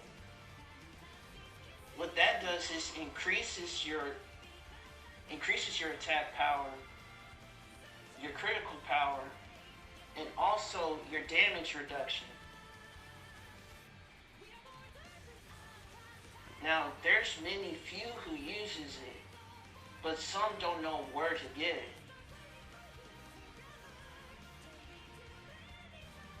Now, I believe you have an effort ring, dude. Oh, I do, but you'll almost never see me using them. I don't have the effort ring for ET, but that's because I discovered something that I'll get into when it's my turn. Okay. Well, I will highly recommend with those two for the right ring. It would be either the critical strike ring. That's for a flaw, and an effort ring. It could be any ring. I mean, any class effort ring. The effort rings are a left ring, right? No, they're right. Okay. Just checking. Okay. Well, for me, let me say this right quick. Rings are one of the most annoying things I deal with in this game because I have almost all of the rings. Not all of the good rings. I have almost all of the rings for every class or that came from a class specific whatever, right? So when I have to pick a right ring, it takes me all fucking millennium. Left ring, I almost don't give a shit about them. Everything I wanted as a left ring is in one of my armors, and I wear 3 armors, so I'm Gucci. But right ring is a bitch. So what I started doing was I started looking into specifically which ones would be my most beneficial per class. So when it came to Etoile, shit got real because every little thing that could give you any type of a attack damage boost, perfectly okay. Right? Perfectly okay. But when it came down to crit strike versus keeper, that's when shit got a little bit interesting. Okay, so crit strike increases crit damage and crit odds. Well, here's the thing. ET, if you have it maxed out, its natural crit ability is stupid high inherently. So really what you need to make sure is that, you got decent dexterity. And my mag is not one, I don't think any of my mags are 100%. I got 3 mags. I don't think any of my mags are 100% into dexterity. So they have 86, level 86 striking, 74 range, and 40 technique. So what does that mean? All of that shit can go directly into my ET. But as you can see, dexterity is booty. So I was thinking, okay, I'm going to be able to hit hard, but it won't be often. Nope. Remember what species I am. I am a demon. So my natural dexterity and attack is stupid high. The damn label is blocking my fucking horns. There we go. So my natural dexterity and attack is stupid high. But my defense is garbage. So what's a good way to fix that? Play Etoile. So I am doing decent. Now factor that in with me rarely getting hit, or someone else who plays ET and being a demon rarely getting hit, and they use damage balancer and I don't. And I have on Keeper Strike. Keeper Strike is a ring, for you guys wondering. Keeper Strike is a ring that lets you do increased damage as long as your HP is above a certain threshold. Increased striking damage when HP is above a certain threshold. Now I'm going to look up its actual stat thingy. I get 103% boost to all of my damage. Now, boosting up all of my damage versus only boosting up my critical damage and increasing my critical odds when I have I have very little investment directly into dexterity, but also my class and character mix has high dexterity. So my first thought was, well, shit, critical is now almost unnecessary because it only boosts up one form of damage when this boosts up everything. So it was like, why get one car when I can have all the cars? So that's why I've been using this. Now I will get around to making an effort ring, but here's the thing. If the only extra thing difference is a damage reduction by 3%, I think I'm fine. I'm still going to make the ring, but I think I'm fine. But everything else you said, especially with the left rings, I 100% agree with and compliment.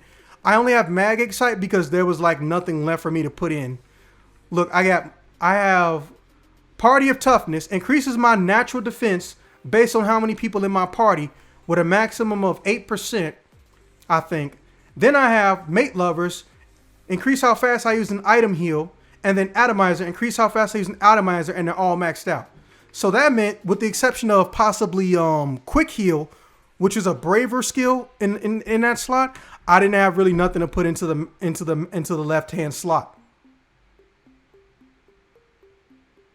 So that's it. As far as with the left tree rings, you got it right the first time, and I back it up.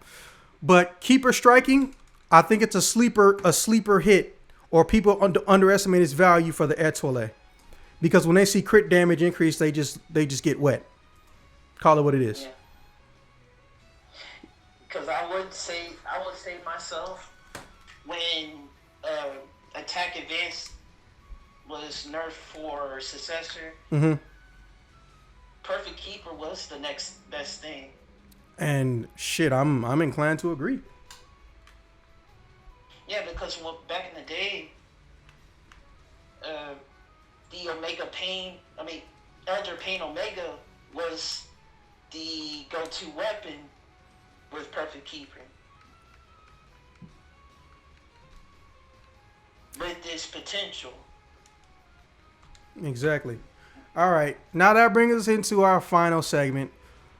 Okay. Well, we lightly touched on it, but I guess we can go into a little more detail. And I'm going to go first, which is, what class do you think have great synergy with Etoile? And remember, kids, Etoile is an advanced class, so it can only be a subclass. So that means that Summoner, Bouncer, Brave, Attacker, Force, Gunner, Ranger, Fighter, Hunter are the only classes that can have it as a sub. Now, for me personally, we touched on it multiple times. I say one of the best mixes you can have with this class is, in fact, the Etoile.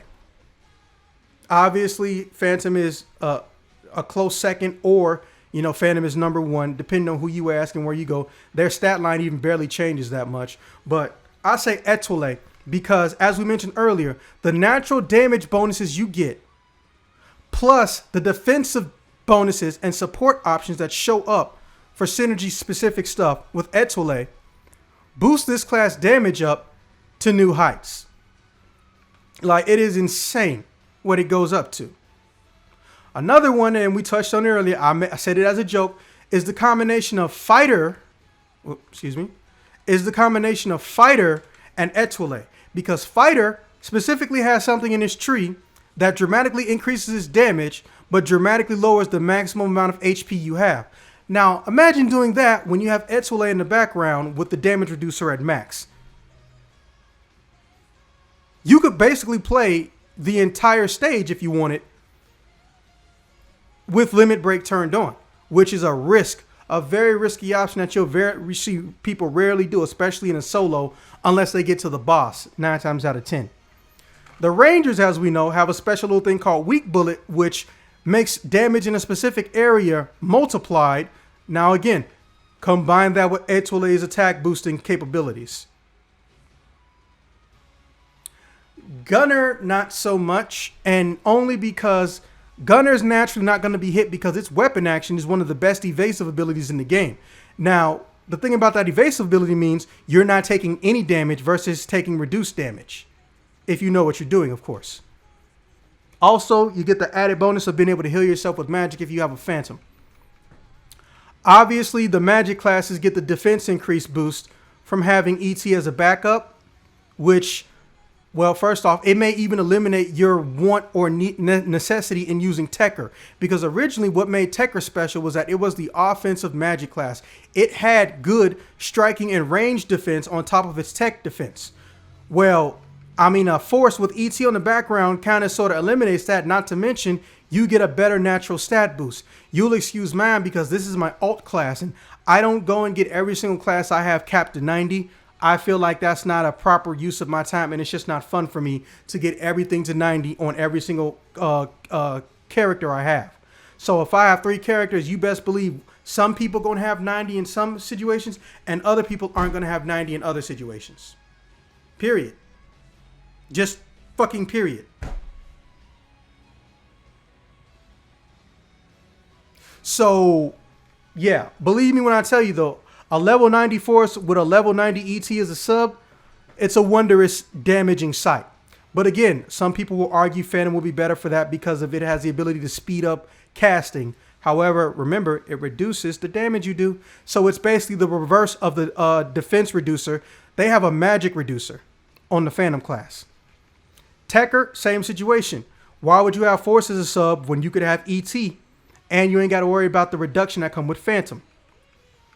Braver, nope. I just don't recommend it. Other people do. I fucking don't. And you got a built-in block. That's my whole reasoning. You have a built-in block. Also, this is a strike-heavy class, and Braver has that range element to it. So depending on how your Braver is built, ET may not be even half as beneficial as the Phantom, for example. And Bouncer, second verse, same as the first for all the magic. If you have a primary magic class, it almost seems destined that you're going to have ET as it. So I basically say that 5 classes out of the whole benefit from having ET as a sub over Phantom. I don't fuck with Summoner. The fact that Summoner's even leveled was just from when I first tried the class when it came out. I genuinely do not respect this class. However, that doesn't mean you shouldn't mix them. That means I can't tell you if you should or should not mix it. For the simple fact, I've never done Summoner mixed with ET. Your turn, James.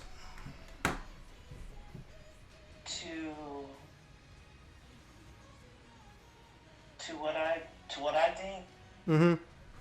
Like, what are the best synergy class mixes for ET? Stuff like that.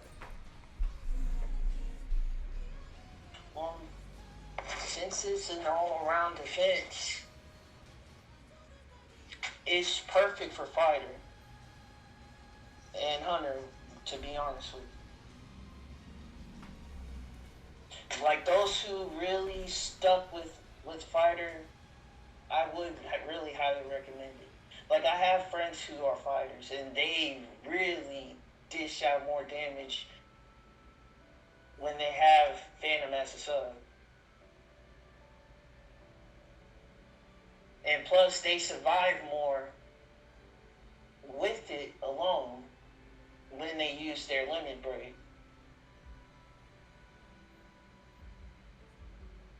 Okay. Any other classes?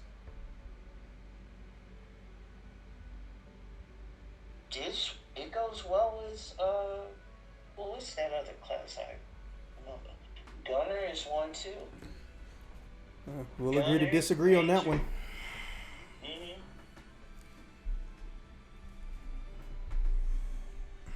So that's it. Braver is like a so-so because Phantom is really hand in hand, goes hand in hand with Braver. So true. So true. So I really don't see anything besides the damage reduction with Braver. So Braver's okay with Phantom. So Etoile is somewhere is in a so-so area. Okay. Well, go ahead. Bouncer 2, isn't okay as well, because it's kind of optional.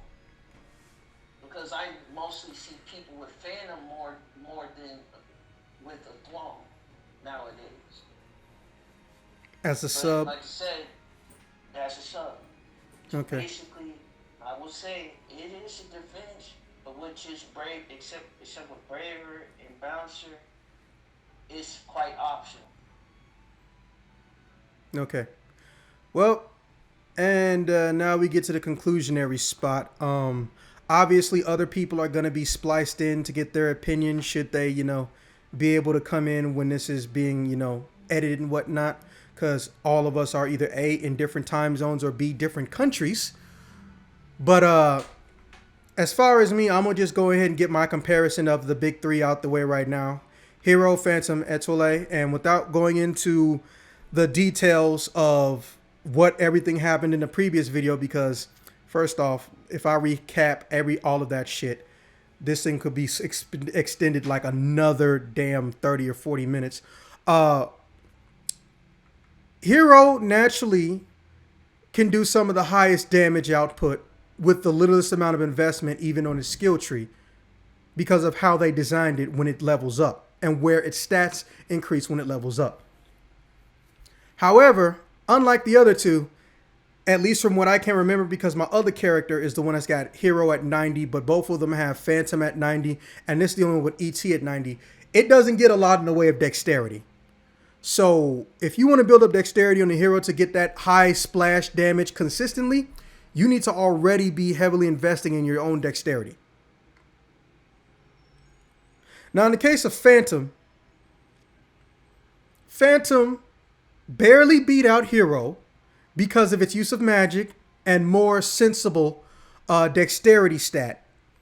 However, let's not forget, synergistically wise, almost nothing on the Phantom skill tree directly benefits or indirectly benefits any other class when it's a sub. Its primary sub goal is to literally be a stat boosting powerhouse that lets you get access to magic. And here comes Etoile. As its sub goal, its job is to be a stat boosting powerhouse that has actual skill tree synergy on it, and you lose magic. You lose access to your magic, unless of course your main is a magic class. So between those three, and I'm going to just try to ask you to sum it up in as few words as possible, which of these three do you feel like, based on what we've now learned and going through with ET plus what we already know with Hero and Phantom from part 1, which I'll leave a link to, which one of these do you feel like is the best advanced class between these three?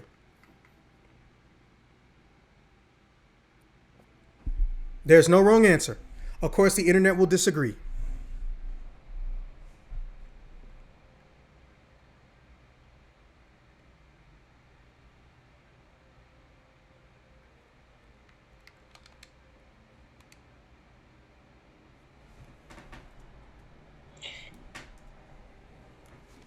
Yeah, because it's quite a competition between those three.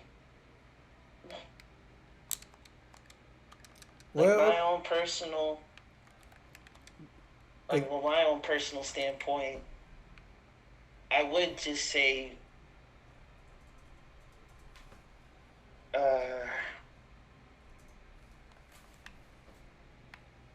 despite Etoile not having a tech, it's a good class to start off with.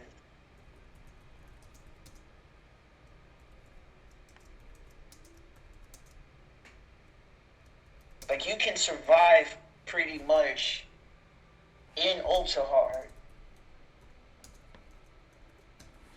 with decent with decent equipment. Like for personally for me, I don't have really really good I mean, equipment. nah, we have a life, we have shit we to all do. we all have the same, but the class itself, it's really makes you be there surviving throughout the whole entire EQ without incapacitating yourself or the enemy incapacitating you. Phantom, I would say, is more of a fragile kind of class, but it can hit hard. It all depends on how good your dodge and counter is. So true. Hero is just basically you just go in guns firing.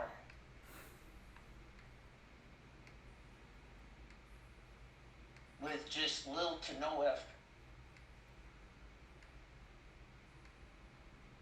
Now, don't get me wrong, it's a fun class, really. Because the only thing that is so good about it is its photon art. Because that's the only first successor class to have a photon art that you can actually switch to your different weapon on the fly. Yeah, that is so advantageous. That is the bestest thing that these people had to offer with that class. Fuck yes, I am inclined to agree. Okay, out of the big three, which is you say is the best out of the three advanced classes? Because that's what we're trying to really figure out. Obviously, it's personal opinion, and the internet will disagree, but you know, it is what it is. I'm gonna go with Hero on this. Fair enough. Fair enough. Now for me, go ahead. Like I said, that the photon art weapon switch. Game changer. That really took a game changer with me. That's what I really like about that class. Okay. Compared with, what the difference between with Phantom and with Hero, I fell in love with Phantom, to be honest with you. I mean, I've gotten so used to tech more because I was never a tech person. But with this, it just makes it more fun to even use it. Because Phantom, to be honest with you, its main weapon, to be honest, I will say again, is the rod out of the katana and the rifle. Phantom is more really more dex and tech focused, despite of it. Fair enough. Okay, now as for me, just to summarize, because I was you were on screen, but you weren't talking, but I was on screen and talking in the last comparison video. Okay, so last time Phantom won out. It wasn't by a landslide, but due to its variety, the technicalities didn't mean shit because of the variety being so much more unique and different to Hero, even though, you know, again, by a slim margin. But for this is a little bit different. I'm going to say,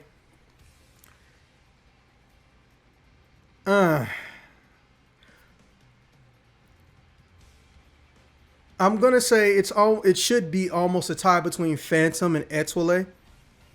However, you know, that's not what people want to see. So by a slim margin, on my own personal spectrum, Etoile gets the nod. And here's why. Number one, Etoile entire weapon palette is useful, and I like all the weapons, and I utilize them evenly or close to an even distribution.